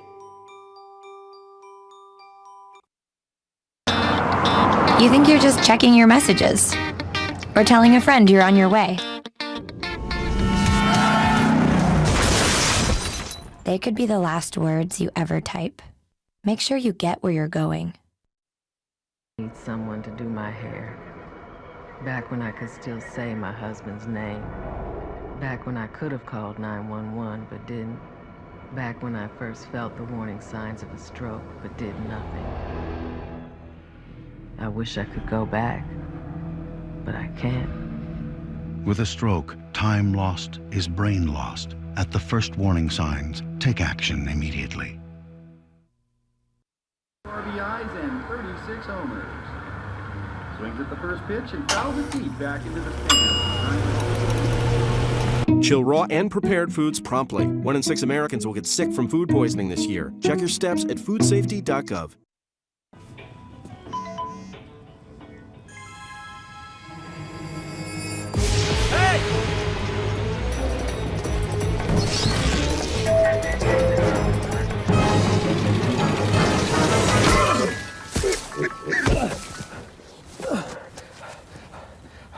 So, same time next week? Well, of course. Put away a few bucks, feel like $1 million. For free tips to help you save, go to Feed the Pig. Good evening. You're watching the SA presidential debate, and we're getting into our final round of questions. And the next question I'm going to ask is one that we've been receiving on Twitter. We've been getting Twitter questions all night on our hashtag #SADebate. The question I'm going to ask is about alumni. Now, to the candidates, something as students that's really important to them is their alumni connections. Do you, as a candidate, feel that this is important? And if so, what would you do to improve connections between students and alumni? Starting. That is going to, I believe, Allie. Okay, great. Well, awesome. Student alumni connections are something that have been very important to me. As the co-president of Class Council 2014, I work a lot with people in alumni relations and have developed very good relations there. But aside from that, as a Newhouse student, I've been blessed to be in a school that has lots of programs, lots of brunches, and over the course of the past month, I've gone to 3 brunches with Newhouse alumni. But I've realized in talking to students that a lot of other schools don't necessarily have these brunches and these programs. And I've talked about alumni before with my platform and within my connections to the alumni organizations here on campus, and I would really like to bring more programs like that to other schools because, you know, just fair, even the playing game across the field, we have really great alumni and very successful alumni from Syracuse University. That's undoubtable. So by providing those programs for students in every single home college here, I think we can make much better connections there. So alumni is a very important aspect of any university. And what I really think it comes down to is not, you know, how do you foster, you know, greater alumni relations when you really make sure that while they're at time at Syracuse, they feel connected to the university. I think something that's Philanthropy Council has done a great job at. But you know, how much does the average student get that connection to alumni, which is the big issue that we want to address, you know? How many students have actually gone into the career services, you know, signed up for LinkedIn and been connected to the alumni resources? So it really comes down to making the already existing, I think that's a key point, you know, the already existing, you know, avenue, making it more prevalent and making it easier for students to connect, you know, be it through, you know, organizations that you represented in the past, or, you know, just being the fact that you are, you know, as PJ says, we are part of the greater Syracuse community. Sure. I'm in Whitman. And I think one of the things that we do really well at Whitman is we connect to our alumni. So, for instance, in the accounting program, you're paired up with a mentor if you choose. That's somebody in the field who went to Syracuse before and who can give you advice. So you can call them anytime you want, send them emails, and you have open dialogue. Sometimes we have trips to New York City where you can meet them, talk with them, and you can really foster a relationship and learn, you know, what they've done. And it's this idea that you pay it forward, you know, so when I came in as a freshman, I was able to talk to these people who graduated before, and when I graduate, I'm going to do the same thing. And so what I'd like to see is for us to continue that in other schools as well. There's no reason it has to be excluded to Whitman, no reason it has to be excluded to the accounting majors. There are plenty of other good alumni out there. We just have to connect them. We have to have a program and a system where they can actually have some type of interaction, and it has to be fostered by our career center. And I think if we can work with those career centers and we can do these same types of things, it's really going to benefit students. I've actually had the honor to be on the alumni board since my freshman year. I represent the class of 2014. And one thing that many people don't know is actually the student body president will actually be a representative on the alumni board. So they sit in on alumni board meetings twice a year. That's once in the fall and the spring. And they're part of open dialogue about student issues. And they actually address the issues that we talk about even here on the stage today. Dylan joined us just last year, and we were supposed to have a meeting this year, but because of Sandy, the reasons on campus, we were unable to have that meeting. And what I hope to see, is more events like Success in the City, where, students who are just about to graduate or or just actually graduated, meet with alumni and they have conversations about where they've been and connect jobs and see what they can do towards the future. And I think that maybe having more connections to that alumni board and having conversations about how students can get more connected to students when they come to campus. A great event actually just happened in Orange Central where, alumni came together and had conversations and just, had a sandwich and drank a little bit. But we won't talk about that. All right, Ms. Curtis, a 30-second response. I just think it's really important that we allow student groups as well, not just home colleges, to connect with alumni through their own programs. And I want to just bring light on the fact that you can actually go to the Alumni Center and have your student organization registered, and you can tag students. And by keeping these in place for student organizations on campus, not only can we connect students, but we can connect students within their own organizations to people who have been important and served in the same position and same capacities as them earlier on. So I think that's a very important thing to do with alumni here as well. And a response from Ms. Coleman? I think the issue is that the students don't know about it. It's great to have a program out there that does this, this, and this, step 1, step 2, step 3, and it does all this benefits. But if students don't know about it, then it doesn't do any good. And we've all talked about student engagement up here and how we're going to connect to the students. Well, where is it? Why don't students know about this? If we know that there's a good program out there that works, that can help students, then I think it's our job to use our PR, to use our position on this campus to get the word out. Thank you very much. And that concludes the questioning portion of this debate. And when we come back, we'll hear closing remarks in the amount of 2 minutes from each of the candidates. Stay with us. You're watching the essay debate.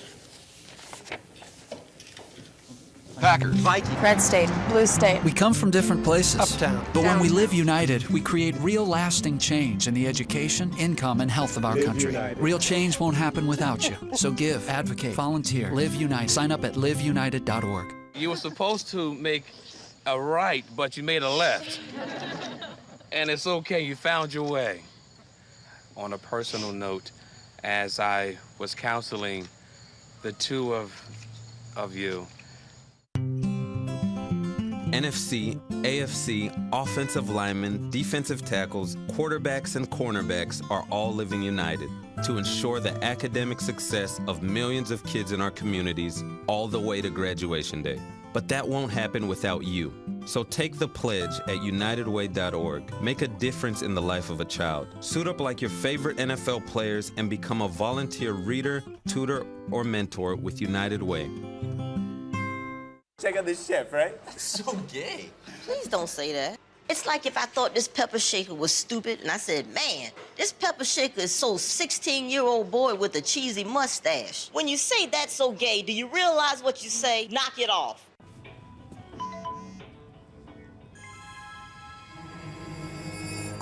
Hey!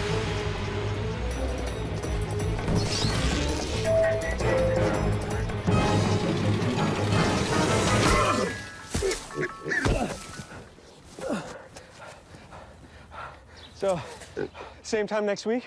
Well, of course. Put away a few bucks, feel like $1 million. For free tips to help you save, go to Feed the Pig.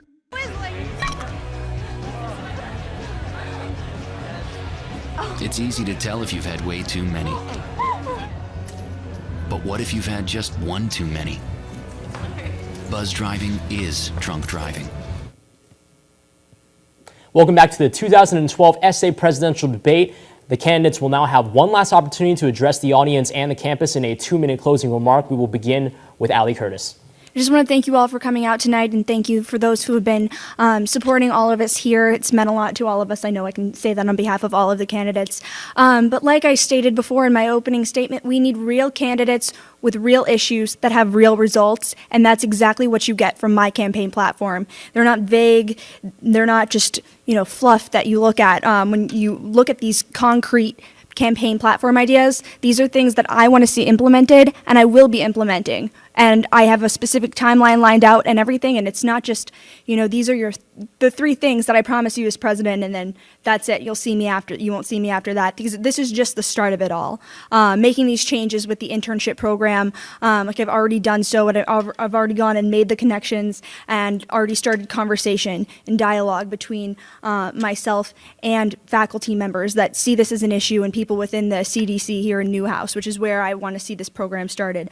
I've already gone and worked on creating community engagement programs, and I want to see this as a cornerstone of our university, because we live in an area that needs a lot of help, and we're able to help those and continue this as a huge promotion with here, or something that we would promote as SA, but something that all students can get involved in and stay involved in. We're creating a tradition of leadership, and we're creating a tradition of service if you elect me as president, and that's something that is very important in my life and is very important to this organization and this campus as a whole.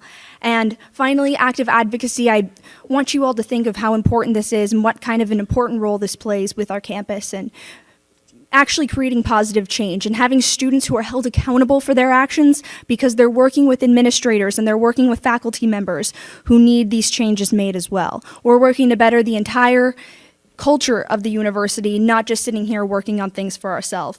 So I just ask you to remember that when you're looking at your vice president, you're looking at somebody who has been involved with academic affairs, community service, and every kind of aspect of SA. So I've had a hand in everything, and I've seen SA the way it needs to be, and will continue to do so. Thank you. Mr. Nava? Yeah, I want to again, thank the audience, thank the viewers, thank CitrusTV and the Board of Elections and Membership for hosting us, the candidates. What I want to say is that my platform doesn't reflect SA as it is today. My platform reflects a potential of what SA could be. And that potential, involves other students and recognizes the vast and the great human capital on campus. So, no, I haven't been able to sleep under the desk at the Student Association office. And no, I haven't been able, to expand into all these things. But I do have the leadership positions, and I do have the leadership experience to bring this change, to really, help influence, bring that mentality, that youth movement mentality, that we are, we're not only the future, we're the present. And, these larger, more abstract issues, they are very tangible. They said the same thing when I went up for the Board of Trustees membership position, or liaison position last year. And guess what? The Board of Trustees created a panel for students and invited me to go speak on behalf of those larger and abstract issues, such as uniting our community. So, it's really about assuming responsibility and assuming, the fact that we are the students, we are the largest stakeholders in this organization, in this university currently. And the role of the president isn't, being there in the office. It's about being there in the community. And not only, the Syracuse community, but the university, both campuses. And so if you elect me, feel free to check out my website. Find out all these details. Like I said, I collected a whole bunch of, feedback. Feel free to check out these details, because they're not vague and they're abstract. They actually have very specific solutions. So, by voting me Monday through Thursday on my slice, you're actually voting for the university that you want. Hi, everyone. I just want to thank everybody for coming out to listen to us tonight, everybody watching on TV or on the live stream, and wish everybody a happy Veterans Day. I think what I'll talk about is, for these last 2 minutes, is sort of why I'm different and why I'm unique. So I haven't been playing this since my freshman year. I haven't been plotting this for years now. I'm going to be outspent probably 10-1 in some cases. And, the difference is that, yeah, I'm doing 7 classes right now. Yeah, I'm an RA, and I'm really involved. I have a full schedule by most other standards, but I decided to take this on because I see problems. I decided in October that I just couldn't get these issues resolved. The segregation issue on campus, the safety issue on campus, the issue that SA could be so much more, that we have such great representatives and they're just not seeing it through to fruition because of the system itself is prohibiting that progress. Students out there believe that, SA doesn't do enough, and I agree, but it's not because of a lack of effort. We just need a different change in direction and a different culture change here, and to change the actual fundamental rules that underpin this entire operation. So yeah, I'm maybe the underdog coming into it, but right now I've got a shot at it. And it's because I've gone around to more organizations than anybody else. I've put out the posters everywhere. I've talked to more organizations. I've talked to more students. And so even though I'm going to be outspent, and even though I've been outplanned and outmanned the whole process, I'm running for this because I believe in the ideas that I'm standing up for. I believe that these things need to get done, and I believe now is the time to take them on. Students don't believe that SA is doing enough, but we can change that. There is a path to do that. And if we can do that, then students will come around. Students will respect the student government if they can point to something that we've done for them.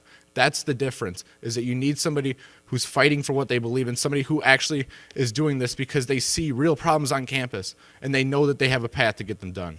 So thank you. I also want to thank everyone for watching, everyone for coming out today, because I know, it's a Sunday night leading into a Monday. You don't want to be, you want to be doing your homework, right? No, that's okay. You don't have to laugh. I do want to, though, say thank you everyone who's watching at home. Hello to my parents. They're probably watching. But I want you guys to know that I understand students because, well, I am one. And when it comes down to it, my connection to students and everything, I've been a part of SA, yes, but I haven't been plotting this since my freshman year. That's one thing I do want to get out there. I decided this when I became part of the Board of Elections and Membership. I ran the elections and I saw everything that went into an election and went into a campaign, and I understood what students needed and what students want to get out of this experience. And it's the idea that, I don't know what you guys want. I don't know what change students want to see on this campus. But I know that as a leader, I'm able to lead this student body to make changes to this campus.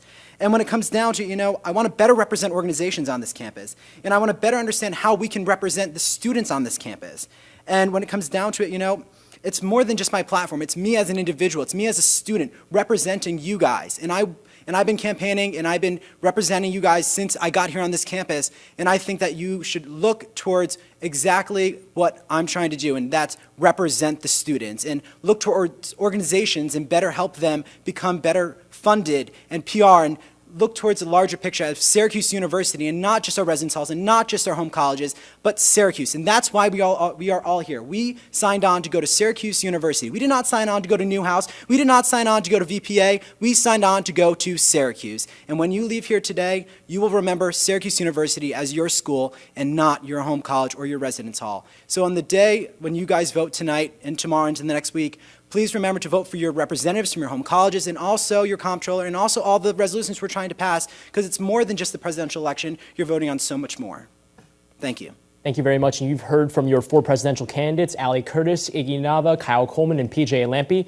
We'll go to a break right now. When we come back, you'll hear some crucial information about how to vote and when. You're listening to the SA Debate. We'll be right back after this break.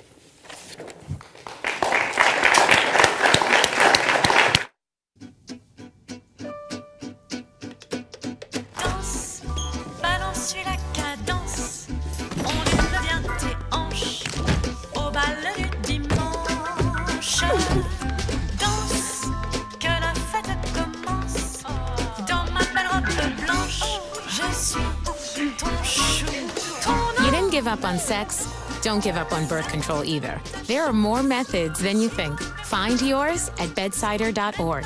Shelters are the best places to find a new pet. You little rascal. That's where you'll discover healthy, loyal, and loving animals. Oh, ladies first. Eager to become a part of your family. To find out more, visit theshelterpetproject.org. You're on your way to meet up with friends, but you can't seem to get anywhere quickly. You don't want your friends to be annoyed, so you text. You're on your way.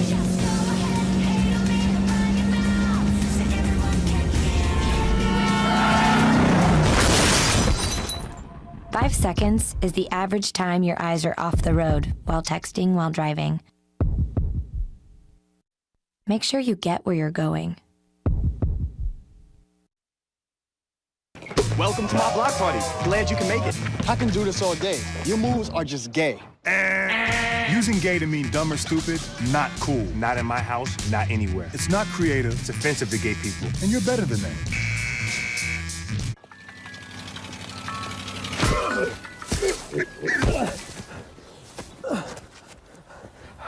So, same time next week? Well, of course. Packers. Vikings. Red State. Blue State. We come from different places. Uptown. But when we live united, we create real lasting change in the education, income, and health of our country. Real change won't happen without you. So give, advocate, volunteer, live united. Sign up at liveunited.org. And thank you for tuning into the SA Debate. As students, we spend thousands of dollars to come to this university, and for many people, the voice that represents these students is the Student Association. And electing a member of the Student Association is probably the best that you can do to get your voice heard in this university. And with that said, it's very important to vote, and the next step for these candidates is to go online onto MySlice. Voting begins tonight at 12 o'clock a.m. at midnight and is available until Thursday night. Voting will close on Thursday at 11:59 p.m. And again, you can vote using myslice.syr.edu. Log on, check out the candidates. Again, the candidates are for Comptroller Stephen DeSalvo and Oso Wense. And also for the presidential candidates, we have Ali Curtis, Iggy Nava, Kyle Coleman, and PJ Alampi. And again, a reminder, that is on MySlice. It opens tonight at 12 o'clock at midnight and runs through Thursday at 11:59 a.m. And we'd like to thank everybody for joining us, those who have logged in on OTN and also through Time Warner Cable channels 2 and 2.1. And a reminder that you can tune into all your SA news on SA Today, which broadcasts live on Tuesday nights at 6 o'clock. And you can also catch all of the SA meetings on Monday nights. And we'd like to thank everybody for again tuning in. We'd like to thank our candidates for coming here this evening. And we also like to thank SA for organizing this debate tonight. From all of us here at the SA Debate, from all of us here at CitrusTV, and from all of us here at the Student Association and this university, we'd like to thank everybody for tuning in tonight.